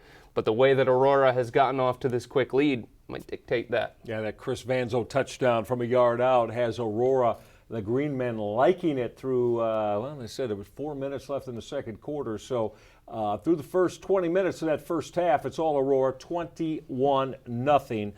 We spoke with Bryant Kaiser a moment ago as Wadsworth and those battling bees of Brecksville, Broadview Heights were going at it. Let's get back to Bryant Kaiser on the phone. Bryant, give us an update here on Friday Night Huddle. Have we had anything else go on the board since we last talked? Oh, yeah, we got a hat trick already. Luke Strider to Sam Wiggles, 3 touchdowns in just a quarter and a minute, 13 minutes. So it's Brecksville 21, Wadsworth 7. I mean, that duel is like Jim Zor to Steve Largent, if anybody can remember that like that far. But they're really hooking up. Fly pattern, post pattern. Oh man, I mean, throwing it on the money. So when these two guys, go ahead, Bryant. If these two guys get recruited, they should go with each other, man. Because I mean, they know where each other is going. They got the ball back on the 3 and out, so they try to put this game away early. So the Bees of Brecksville, Broadview Heights, up 21-0. Bryant, we appreciate it. Thank you. 21-7. 21-7. Yes, sir. Yeah. You did say that. Yeah, My apologies. 21-7. Wadsworth did get a touchdown. Their quarterback ran it in, but after Brecksville got the ball, they pass and catch. And that's all the Bees have been doing. And Grizzlies have not found the answer yet how to stop them. All right, the pass game going well for Brecksville, Broadview Heights tonight. Bryant, we thank you for that. So there's a case where you got a 2-touchdown lead. And, you know, Chris, you were just talking about, too, something that Copley maybe, not once they get behind, you might have issues because how they stylize their game.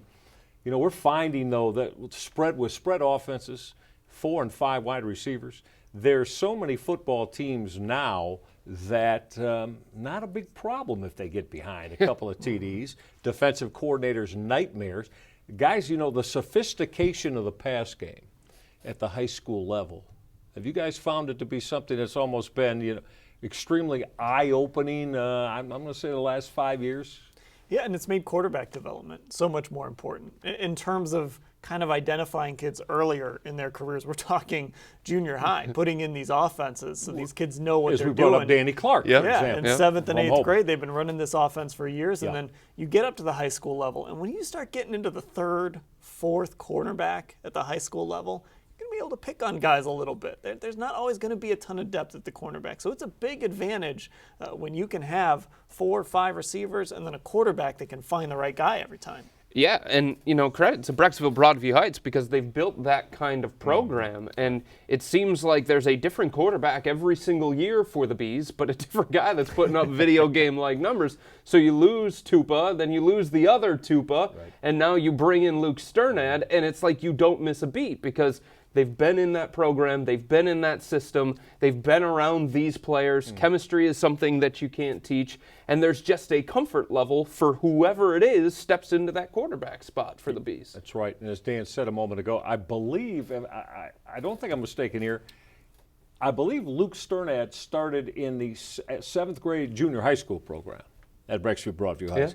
7th grade quarterback, 8th grade quarterback, freshman QB. It's the way to do it. In that system, repetition after repetition, working with those same receivers all the time, and that pays big dividends. And how often do you see, especially in public school programs, you see wide receivers and quarterbacks? You see the story, oh, they've been playing together since fifth grade. They've been playing together since fifth grade. Yes. Oh, that's why it works. That's why a guy like Steve Weiglis is able to have 207 yards a few weeks ago. These guys play together for so long as they come up through these systems. Yeah, in a way, it's almost the Mentor model, because you talk about Bart Tansky and Mitch Trubisky. That's right. Now into Steve Trevisano's a king at that. Yeah, exactly. And it's all because of when it starts and the familiarity and the comfort. Hopefully you have a lot of comfort with us here on Friday Night Huddle. Don't go away. When we get back, we'll continue our roll through this week number 8, have you right up to the moment with what your favorite high school football team is doing. So give us a timeout as we go out. Let's take a look at more action as we're in the second quarter of most games. Westerbeck's in as a receiver. Here's Wright in motion, and he started forward before the ball was snapped. That'll be a penalty on the Explorers, marching back 5 yards. Yeah, that was the tight end heading right down the middle of the field. Sam Wright was going to look for the post pattern. False start, number 9 of the offense. It's a 5-yard penalty. Repeat second down. No, I like that play call. If he had hesitated 1/2 a second there. So same formation. Westerbeck's the far outside. You got Bailey and Wright with him. And Restifo's the lone receiver near side. Over the middle. Has a man.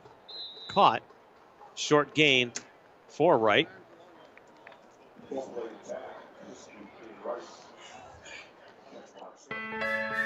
Before I decided to go back to Tri-C to become a nurse, I was a stay-at-home mom. Absolutely wanted to be a pediatric nurse. I love taking care of kids. If you're thinking about changing your career or changing your path, go to Cuyahoga Community College. I feel like I'm in a great place in my life. I have 3 great kids. I have a great job that I love. I could not have done it without Tri-C. My name is Diana Geary. I earned my nursing degree from Cuyahoga Community College. Nobody gives you more ways to save on Tempur-Pedic than Mattress Warehouse. Save up to $1,000 on select cool sleeping Tempur-Breeze models while they last. Plus, save hundreds on special purchase Tempur adjustable bases. Your bed goes up, your bed goes down. But hurry, these won't last long. All come with 6 years, 0% APR financing or a free TV. Nobody gives you more ways to save on Tempur-Pedic than Mattress Warehouse. Wednesday nights, more sports and Les Levine is live at 6. Then at 7, Access Crew SC. And at 7:30, High School Blitz Preview. It all starts Wednesday night at 6. Follow us on social media at TWC Sports OH. Across town and across the region, this is where fans belong. Time Warner Cable, Sports Channel. As World Heavyweight Champion, Clevelander, and spokesman for Nature Stone, we'd like to present you with our own award. Wow, it's awesome. We had it made ourselves. It's made of... Not the award, the floor. Oh, it's Nature Stone. Installed over concrete, Nature Stone flooring is tough, durable, long-lasting, and beautiful. Act now and get up to 50% off. This is the only time you'll see me on the floor. To schedule your free in-home consultation, go to naturestone.com today. The Ohio Lottery's Partners in Education program has been recognizing students and teachers who shine both in and out of the classroom since 2007. To nominate a deserving teacher or student, go to ohiolottery.com and click on Supporting Education. Students in kindergarten through 12th grade are eligible to be academic all-stars. K through 12 teachers can be honored as the Teacher of the Month. Every school that participates is eligible to be honored as the School of the Year. The Ohio Lottery's Partners in Education, where stars shine. Football fans, huddle up. Friday nights are about to change forever with Friday Night Huddle. From pregame to postgame and everything in between, Friday Night Huddle is the place for Ohio football action. Combining the resources of cleveland.com, Classic Teleproductions, and Time Warner Cable Sports Channel, Friday Night Huddle gives you unprecedented coverage. You can be part of the action. Get updates as they happen. On cable, online, and on point. Friday Night Huddle. Every week, From the locker room to the pitch and everywhere in between, Access Crew SC is your ultimate inside look at the black and gold. Join Marissa Contepelli, Dwight Burgess, and Neil Sika for unmatched coverage, in-depth analysis, and exclusive talks with the players and coaches. This is your club. This is your Access. Access Crew SC, Wednesdays at 7 on Time Warner Cable Sports Channel.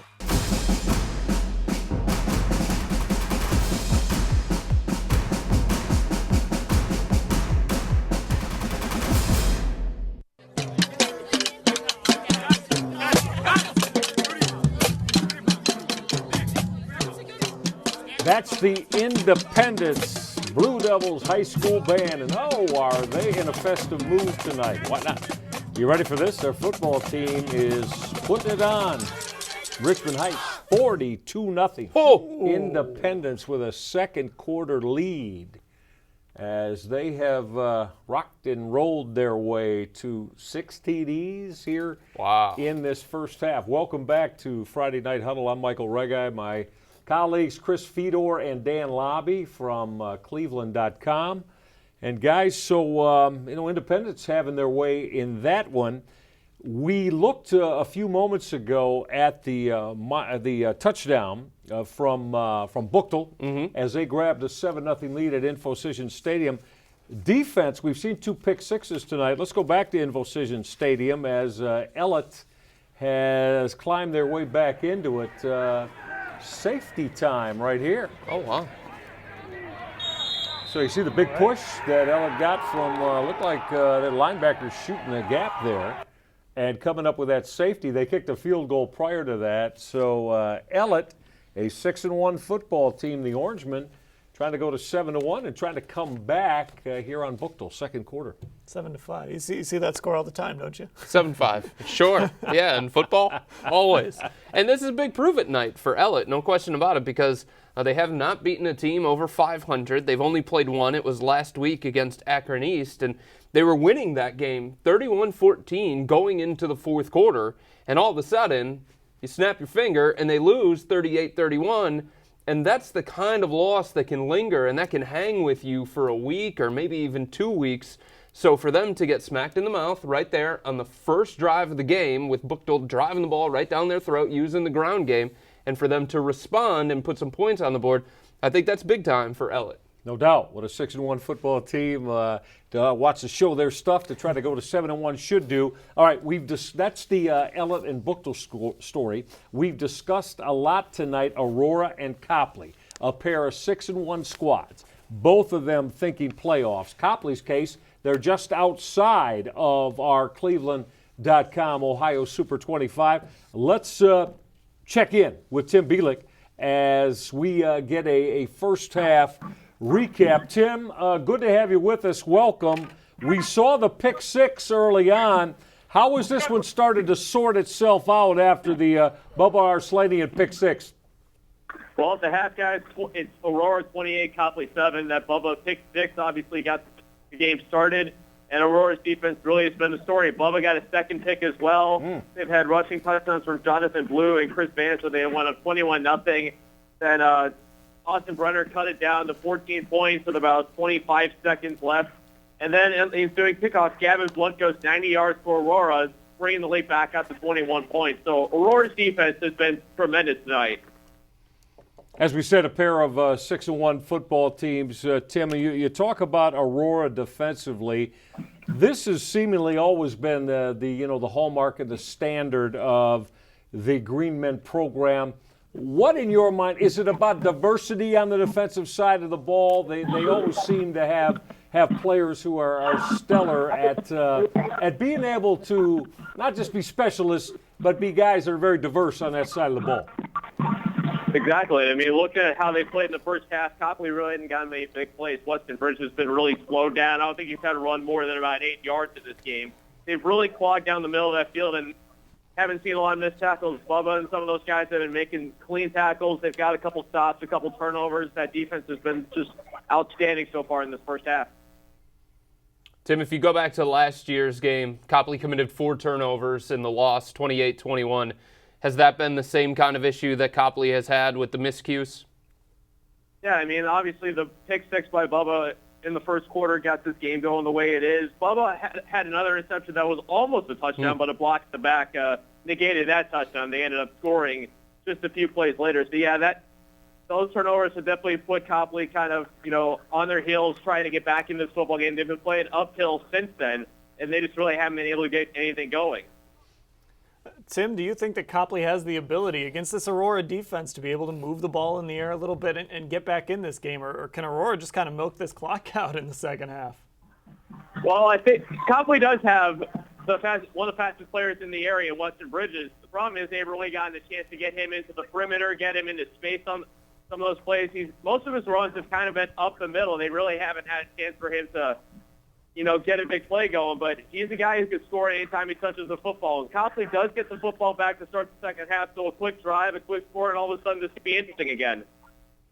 All right, Tim, we appreciate it. Thanks very much, and we'll continue to check in with you and chat with you further as the night goes on. Aurora and Copley. We said a pair of 6-1 football teams, and we noted Copley really just outside our cleveland.com Super 25 this week. Yeah, and look, they're going to have their hands full in the second half, and they're going to have to do something that one other team has done against Aurora. One other team, it was Solon, score more than 28. So with Aurora at that 28-point mark, that's usually the one that opposing teams have a hard time reaching or getting over. Yeah. And with Aurora, we know what they can do offensively.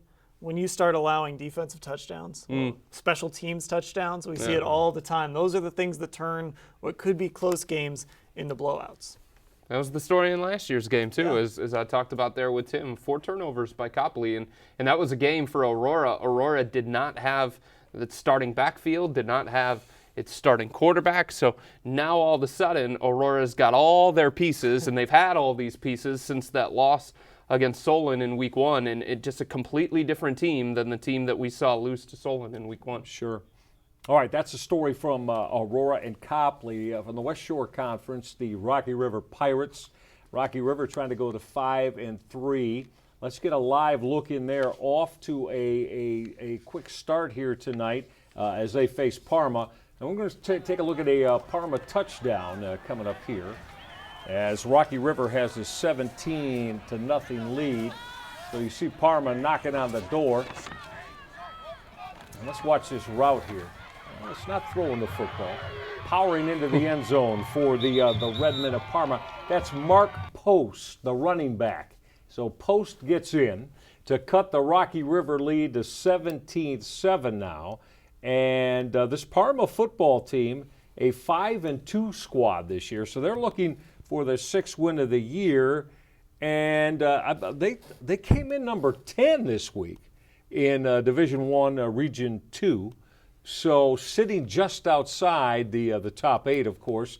Top 8 from each region out of each division get playoff berths, guys. Yeah, and Parma's got their work cut out for them because they've got Rocky River this week, Division 3. Then they play a Division 4 team at Holy Name. They play a Division 3 team against Bay. So those second-level points, that's always tough to kind of figure out. But when you're playing teams down divisions, that can be difficult. So they're going to need a little help to get in. But 5-2, only losses are to Olmsted, Falls, and St. Ignatius. We talk about how sometimes 5-2 is a little different for some teams. Sure. It's a pretty good 5-2. That's a real good 5-2. Yeah. And that Region 2 is a little bit wide open if they can finish out strong. And that's why you play against a team like Olmsted Falls to kick off your season. That's why you play against St. Ignatius. So then when you play against Rocky River, you start to feel like, hey, we belong on this field. Hey, we've seen some really stiff competition, and maybe we didn't win those games, but we understood what it is that we have to work on and where it is we need to go, and you're seeing that tonight with the Redmen. And as long as those losses to the strong programs that Chris mentioned, and if those strong programs continue to win, you'll benefit from that because you're going to gain computer points anyway, as this season, 2 weeks from tonight, will wrap up the regular season. All right, we've been all over Ellet and Buchtel tonight in the Akron City Series battle. Let's head back to Infocision Stadium. Remember, Buchtel got on top. That's been flipped around now. Take a look at the Garrett Haverstedt, the Ellet QB. Haverstedt is going to, off play action, throw that corner route, and he's got Matt Cody who's in the end zone for a touchdown. So Ellet has roared back now as the Orange Men have taken an 11-7 lead. I remember that was 7-5. Now the PAT or the 2-point conversion pending, but right now on the Garrett Haverstedt, Matt Cody hookup, Ellet has got their first lead of the night, guys. Yeah, Garrett Haverstick, a senior. Not really the guy a lot of people talk about with Ellet because they've got Marquise Bridges, who's going to be playing at InfoCision Stadium next year for Akron. But here they are, 11-7. And from what we've seen, they haven't gotten as much out of Bridges as you would like. So they've still got some bullets as they take the lead over Buchtel. And Ellet coming off that loss against Akron East, this is one that they've had circled on the calendar because Buchtel has gotten Ellet 2 years in a row, and the conference has gone through Buchtel 2 years in a row. And Ellet wants to reclaim that. Even though they probably have some playoff aspirations, especially after the quick 6-0 start that they got off to, it's about beating Buchtel for Ellet. That's what it's all about. And this is one that they've had circled on the calendar, and I like to see the fight back, the bounce back by Ellet after going down 7-0 early. Yeah, you were talking about that, and they've done it about every way imaginable, right? 7-0, That's exactly field right. goal to get them back 7-3, then the safety to 7-5, and now the touchdown from Garrett Haverstedt to Matt Cody, PAT pending, Ellet on top of Buchtel 11-7. We've got so much more of this tonight. Live look-ins, our reporters absolutely everywhere to keep you up to speed on what's going on in video fashion. And of course, we'll have our reporters tell us the why it happened as well as the how. That's what we do here on Friday Night Huddle. Give us a timeout. Don't go away. We're coming back with more in a moment. Mattress Warehouse Columbus Day sale is held over, so you can still pay no interest until 2022 on qualifying purchases. Or get our best-selling Sealy pillow top with gel foam, just $4.99 and a free TV. Raise the head, raise the feet for a better night's sleep. Adjustable sets as low as $7.99. Ask about same or next day delivery and 6 years no interest financing. The Columbus Day sale held over this week at Mattress Warehouse.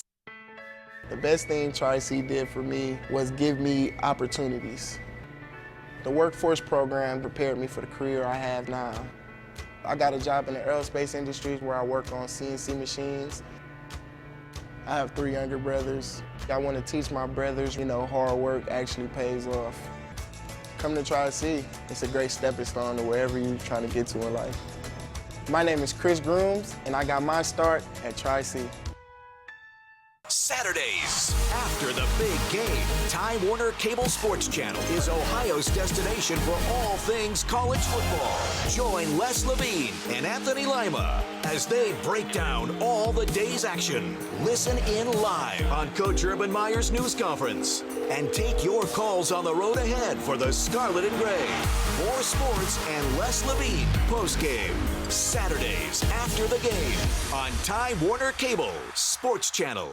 I'm Stipe Miocic, world heavyweight champion for Nature Stone, and Cleveland's first hometown champ. Fighting can be brutal, so can mold, mildew, or flooding on your basement carpet or tile. Get Nature Stone and never replace your basement flooring again. Hurry, act now. Get Nature Stone and save up to 50%. That's up to 50% off authentic Nature Stone flooring. Nature Stone, like me, simply the best. Act now. Call or visit naturestone.com today. Football fans, huddle up.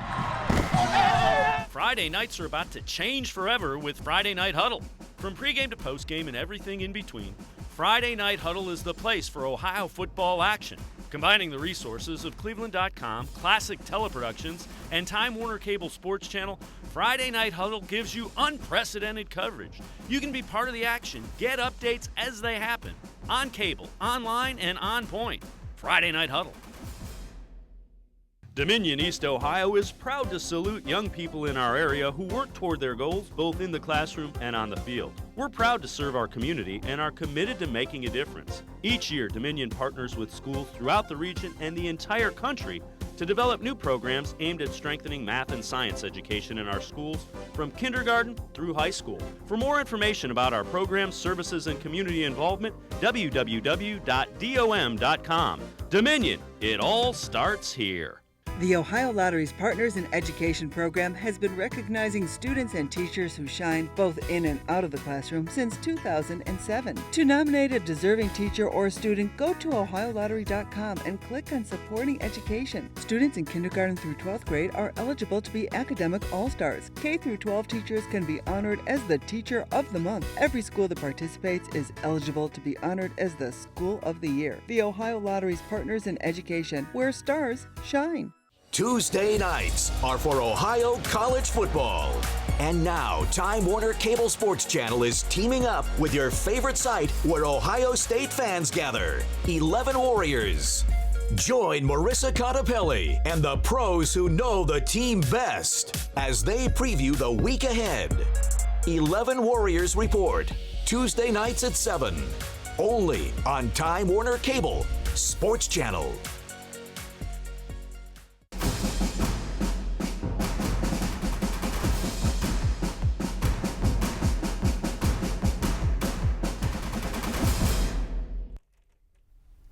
Welcome back, everybody. Great to have you with us tonight as we pretty much approach halftime with all those 7 o'clock kickoffs here on what is a beautiful autumnal Friday night around the state of Ohio. Welcome back to Friday Night Huddle. Michael Rega and my partners, Chris Fedor and Dan Labbe from cleveland.com. All right, let us swing, guys, into the Southwest Conference. Now, this is big in Division II, Region 6, as the resurgent Shoremen of Avon Lake tangling with the Olmsted Falls Bulldogs, both of them ranked in the top 6 computer-wise, as we said, and a lot of bragging rights in the Southwest Conference. Let's check in with Mike Fitzpatrick, who's keeping tabs on this one. Hey, Mike, good to have you with us. As we said, 2 football teams that have a lot at stake computer-wise. What do we have going on here at halftime? Oh, we've got a barn burner at halftime. It is 14-14 at the half.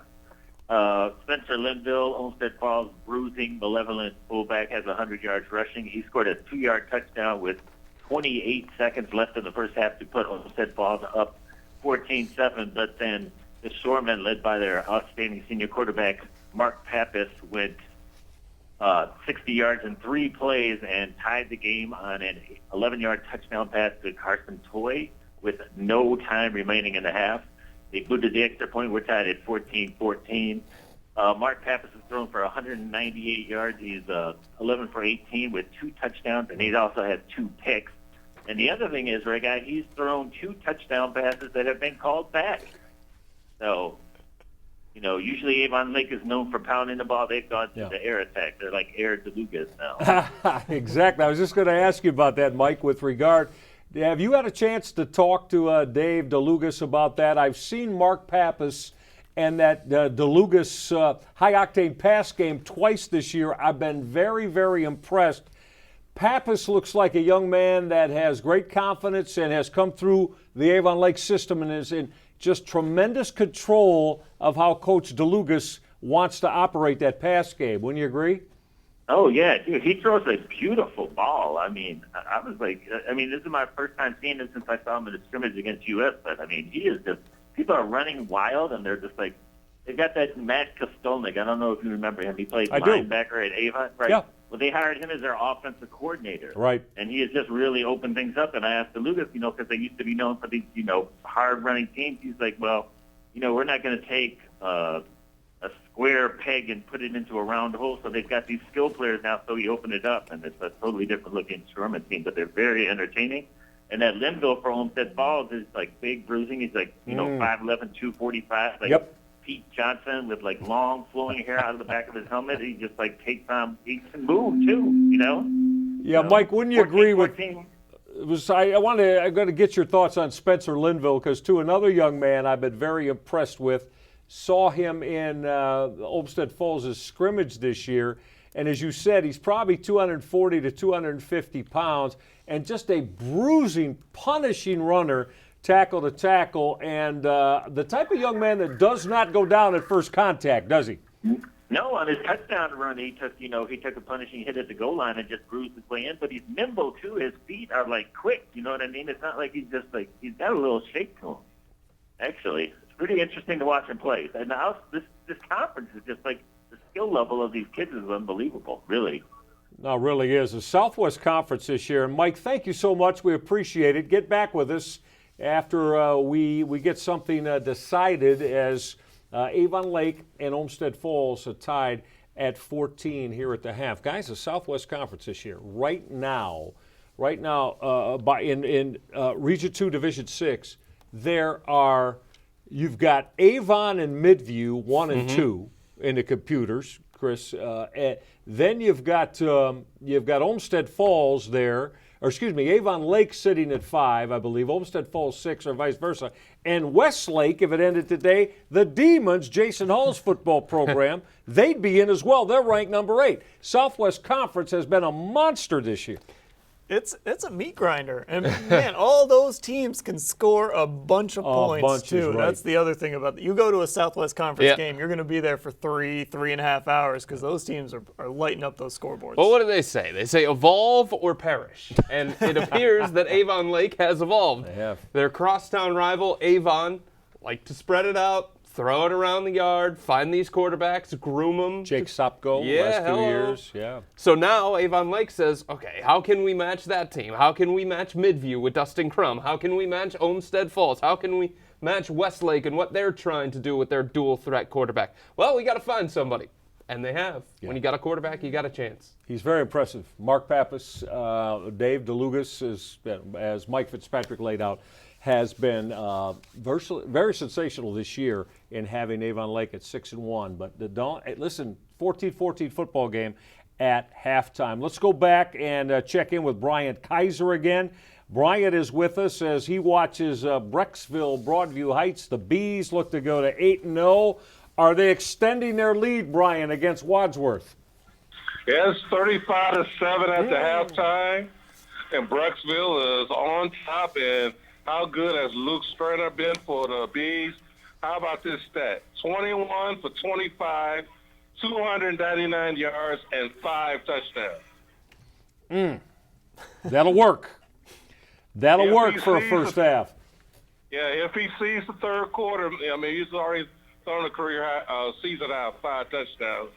So, well, Brian, we were just want to bring him out in the third quarter. Right. We were just talking about quarterbacks, and there's some of the gifted quarterbacks in the Southwest Conference, and ironically, Brecksville, Broadview Heights, they were in the Southwest Conference, right?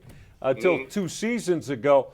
How impressed are you with the sophistication of their pass game that you've told us about tonight, Bryant? They have A+, man. Luca's having all sorts of time standing in the pocket, planting, find out which receiver he wants to go to. I mean, he's just too comfortable back in that pocket. Will that happen with Stowe and Hudson coming up? I do not know, but right now he's having a heck of a ball game so far for the Bees today. Bryant, we appreciate it. We'll look forward to chatting with you again. They're 7-0, are the Bees of Brecksville, Broadview Heights, guys. They are ranked number 7 in Division 2, Region 5, and they may be a very, very tough out in November. Well, they're going to be a tough out coming up in a couple weeks because, a team like Stowe, like Bryant mentioned, Stowe's got to win their way in still after they lost to Hudson. So that's going to be a tough matchup for them. It's going to be a home game for Stowe. But Brecksville, we're going to know a lot about Brecksville by the time we get to Week 10 because you're kind of looking at them like, okay, you're putting up a bunch of points. Who have you really played? Well, after we see them against that defensive Stowe and that defensive Hudson, we're going to have a real good idea of who Brecksville is. So much for the trap game, right? Came into this one saying, okay, Wadsworth on the schedule. Then you got Stowe and Hudson to finish it off. Maybe Brecksville peeking ahead a little bit because of what happened last year against Stowe and Hudson. Yeah, not so much. Just seems like a team that understands who they are, how they have to win, and they've got one of the best passing games in all of Northeast Ohio. Head coach Jason Black said, hey, look, Luke Sternad throws one of the best deep balls that I've seen in the guys that I have coached, and he has coached some gems at Brecksville, Broadview Heights. Yes, he has, and Luke Sternad is rolling with that offense, as you heard Brian say, with the 21 of 20, rolling, just with the huge first half. and the TD pass is flowing for Sternad as Jason Black doing a job with that offense. 84% completion percentage. That'll do. Phenomenal. Just absolutely phenomenal. All right, let's check back in with Rocky River and Parma. As we said, the 4-3 Pirates of Rocky River and the Redmen of Parma. We get a look in here, and Rocky River's about to get in the end zone, as you see. As River, the Pirates in white, and that's Damon Crawford. Fedor could have run through that hole. Little guy jumping into the end zone there. Look at him. Yeah, he got some big work from the interior of that offensive line. So the Damon Crawford touchdown still in the second quarter, evidently. And has Rocky River on top of Parma 24-7. Well, apologies to Rocky River because I was talking about Parma and how they tested themselves with the matchup against Olmsted Falls early and then with St. Ignatius early so that they could be ready for this showdown against Rocky River. Apparently not as ready as anticipated as Rocky River is just rolling right now. And Pirates are a good football program, but Parma still got a half to go. Crawford's over 1,000 yards already this season, 14 touchdowns. How about those uniforms in that game, too? Yeah. Parma's got some nice-looking uniforms. Crawford had 5 touchdowns in the first half last week against Valley Forge, picking up where he left off. Yeah, what a night with 5 TDs. Little guy probably hides behind the offensive line, can't find him. Oh, linebackers, not fun when you don't know where that little running back is as you try to search out the football. All right, let's get back. We've been keeping close tabs at Infocision Stadium tonight on the Akron City Series matchup between Ellet and Buchtel. They've gone to halftime there, and let's check in with our Friday Night Huddle man on the scene, Ryan Isley. Ryan, last time we checked, Ellet had ripped off 11 straight to go up 11-7. Lay it on us. Where are they at halftime? Man, Buchtel took a 14-11 lead into halftime because at the end of the second half, Buchtel gets the football and in about 4 or 5 plays just marches right down the field. 32-yard touchdown pass from Taylor to Xavier Goldsby gave Buchtel the lead. Buchtel then got called for an unsportsmanlike conduct penalty, which gave Ellet a shot at the end of the first half, but Ellet throws an interception to end the half, and that's where we stand right now. 2 quarters in the books, it's 14-11 Buchtel as they bookend the first half with touchdowns. So Ricky Powers going to the air attack and getting Xavier Goldstein running behind the secondary. We were talking about Powers likes to punish you with that ground game. Goldstein, though, has off that highlight we just saw, he has the capabilities, Ryan, to stretch a defense?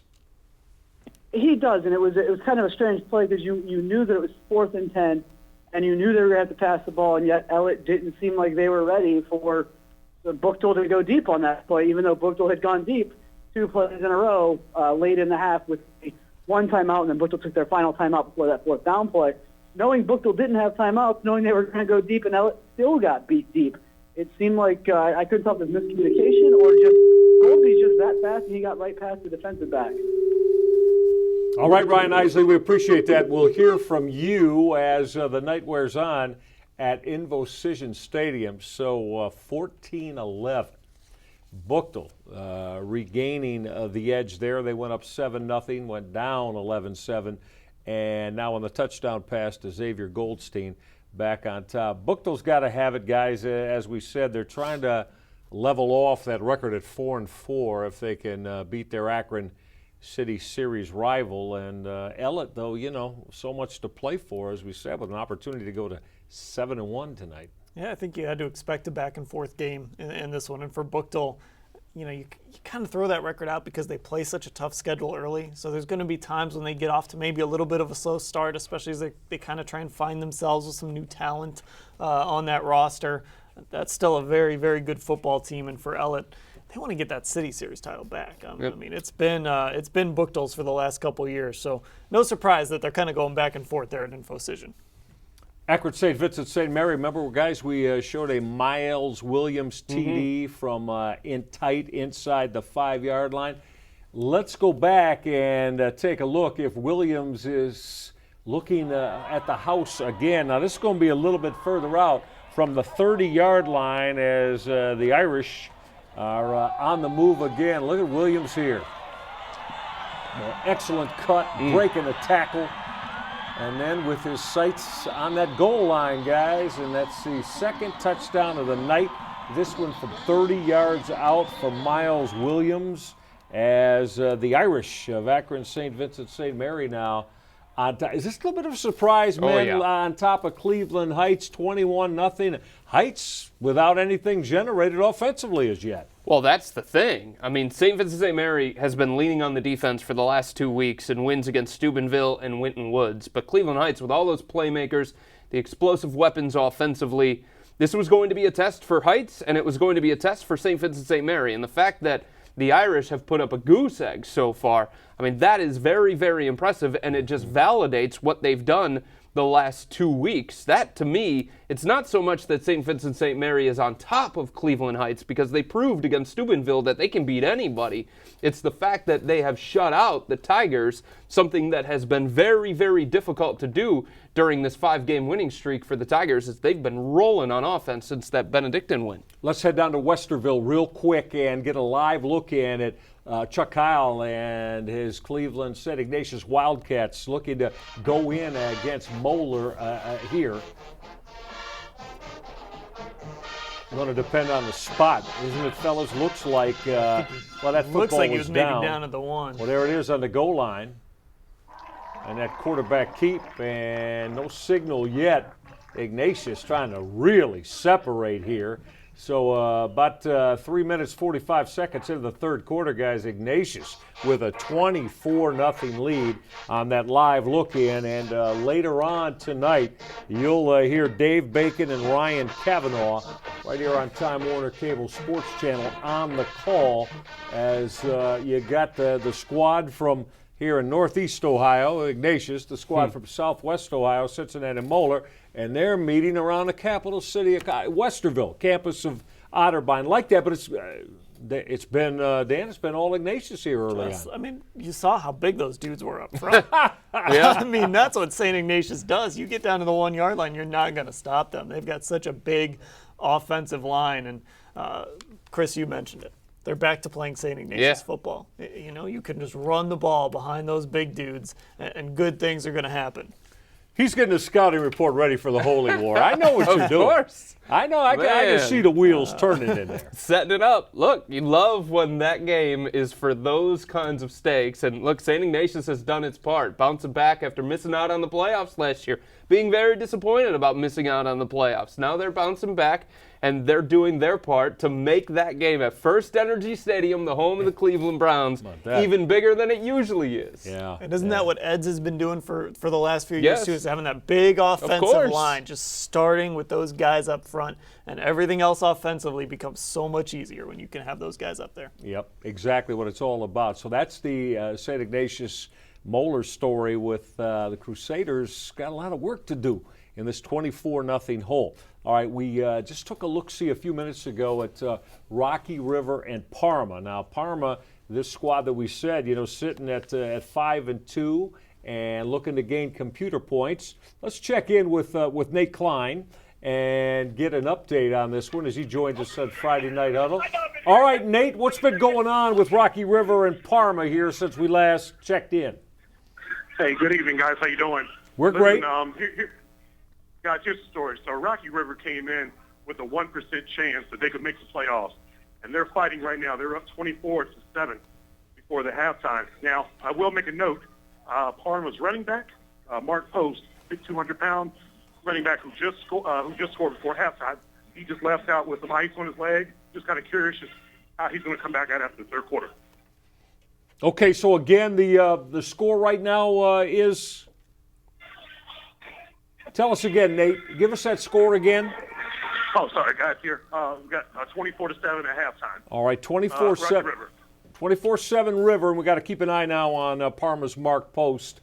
All right, Nate, we appreciate that. So Rocky Rivers look very good offensively then tonight, have they not?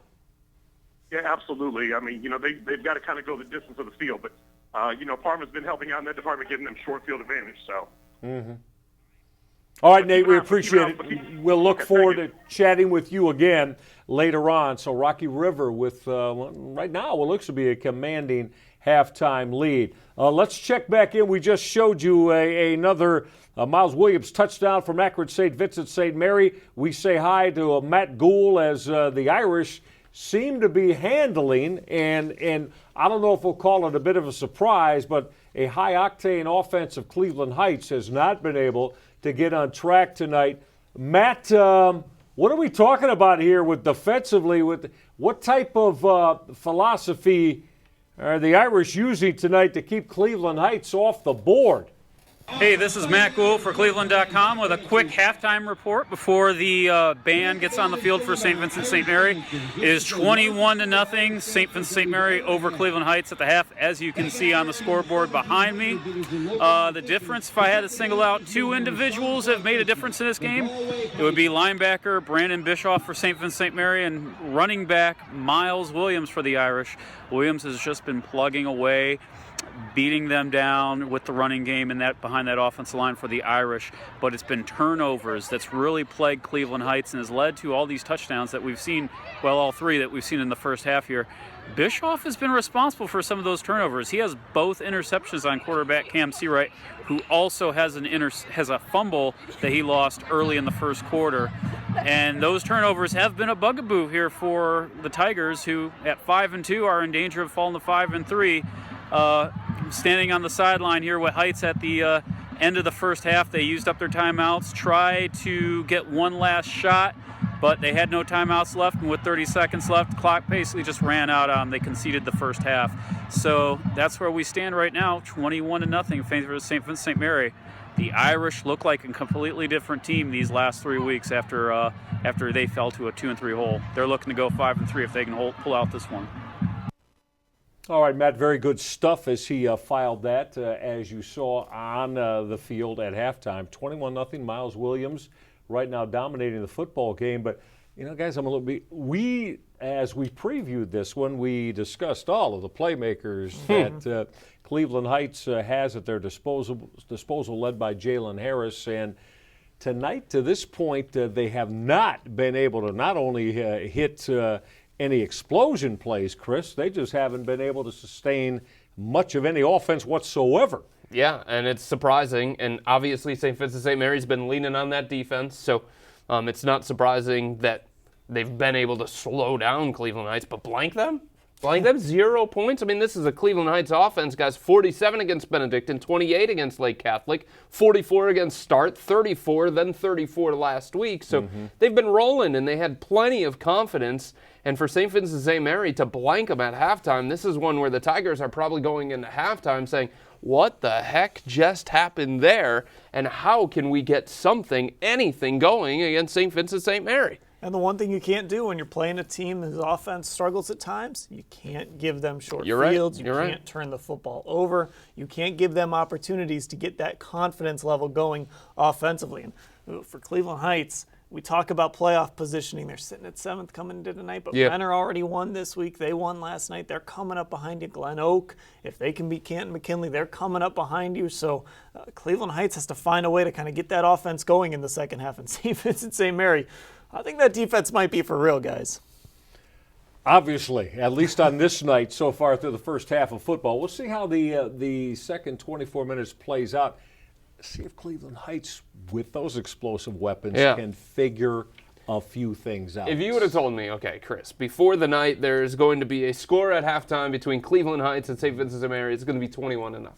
I would have said, okay, Cleveland Heights is winning 21-0 because St. Vincent St. Mary, since the offensive explosion in week 1 when they scored 46 points, they've been averaging 10 points per game. That's it.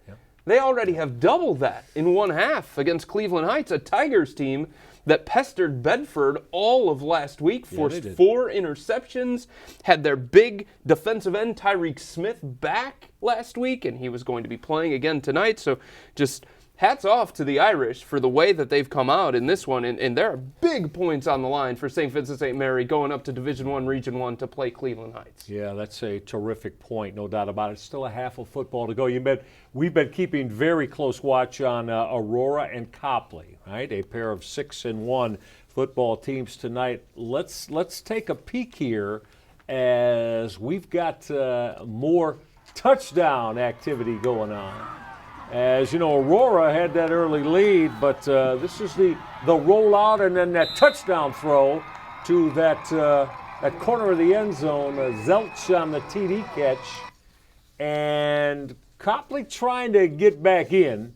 28-14, Aurora on top here as they play in the third quarter. Again, both 6-1, and both with designs on hearing their names come it'll be 2 weeks and about 16 days from now as the playoffs are set. Good football game, but again, it was Aurora's defense in the first half, guys, that we were talking about, that was staunch and grabbed that early 3-touchdown lead. Now it's been cut down to 14 on that TD pass for Copley. Yeah, and so now the onus is back on the Copley defense. You've got to get the football back. You've got to make sure Aurora can't put together some kind of long drive here. We know that Bob Mahalik in these situations can turn a third quarter into a very quick quarter if he wants to. So it's going to be easier said than done for this defense because Aurora has so many weapons. But Copley can get the ball back. It's a 2-score game right now. Yep. You're certainly not out of this thing. No. You know what, Dan? You were asking, can Copley get back into the game using the aerial assault? Well, Brenner says, yes, we can. Thank you very much. On time, and they needed that. You get back to within a couple of touchdowns, you go in, you talk it a little bit and feel like, hey, we're in this football game. You're in the Friday Night Huddle with us here both on Time Warner Cable Sports Channel and cleveland.com. Dan Labbe's here, Chris Fedor, I'm Michael Reggai. Great to have you along on this Friday night. You come to the right place because this is the place where you get all insights, analysis, highlights, and live reports from our reporters scattered hither and yon around the state of Ohio and the games that are most important to you. Most games are at halftime right now, fellas. So I'll tell you what we're going to do. Let's revisit our Friday Night Huddle, cleveland.com Ohio Super 25.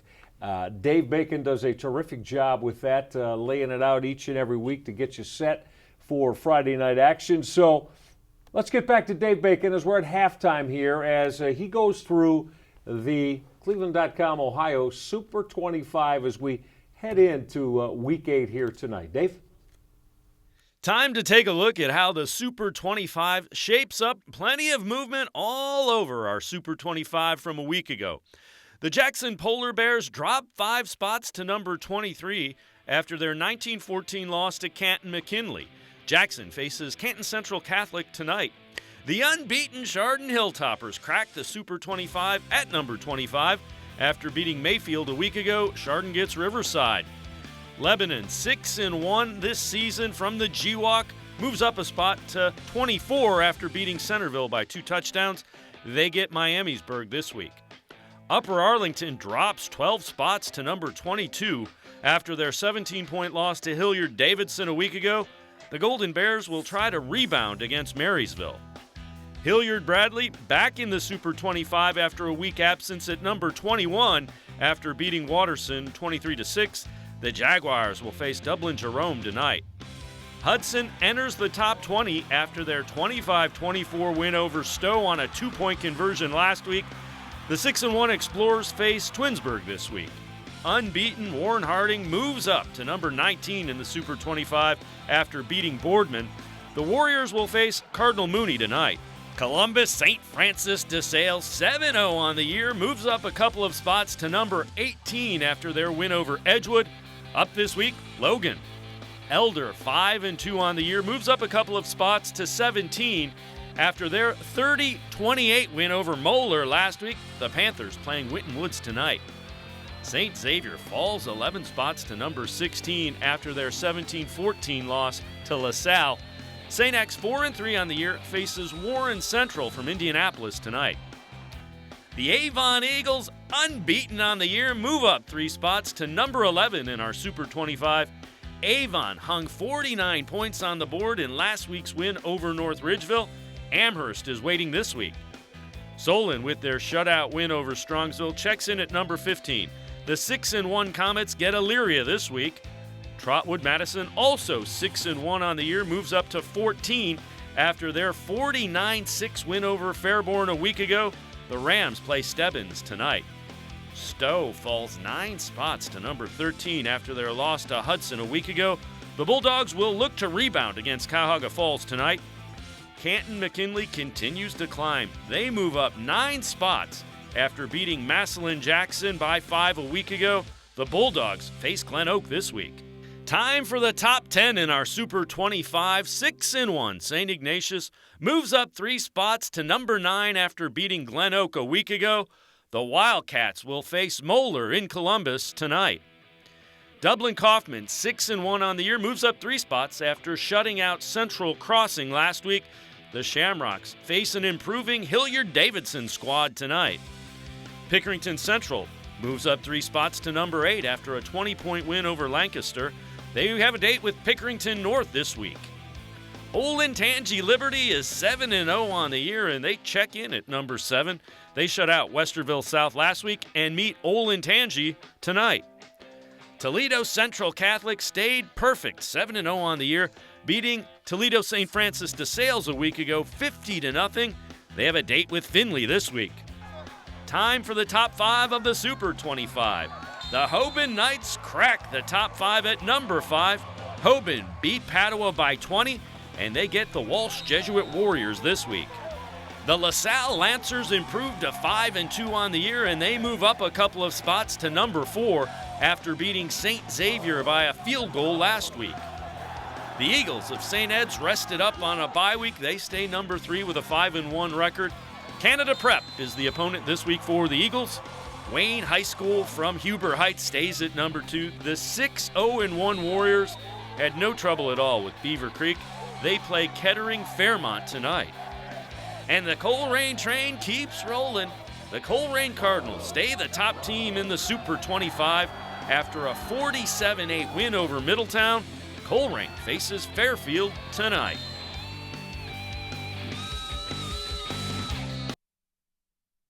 The Mattress Warehouse Columbus Day sale is held over, so you can still pay no interest until 2022 on qualifying purchases. Or get our best-selling Sealy Pillow Top with gel foam, just $4.99 and a free TV. Raise the head, raise the feet for a better night's sleep. Adjustable sets as low as $7.99. Ask about same or next day delivery and 6 years no-interest financing. The Columbus Day sale held over this week at Mattress Warehouse. The best thing Tri-C did for me was give me opportunities. The workforce program prepared me for the career I have now. I got a job in the aerospace industry where I work on CNC machines. I have 3 younger brothers. I want to teach my brothers, hard work actually pays off.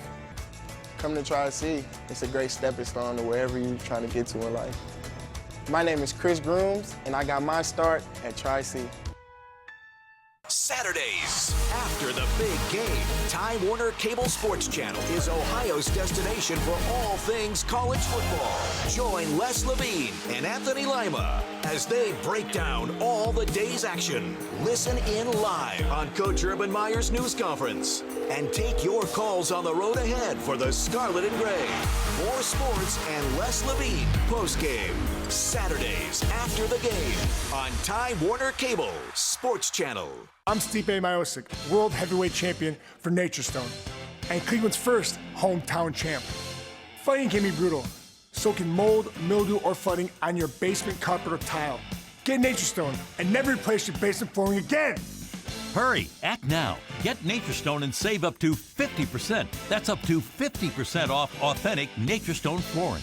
Nature Stone, like me, simply the best. Act now. Call or visit naturestone.com today. Football fans,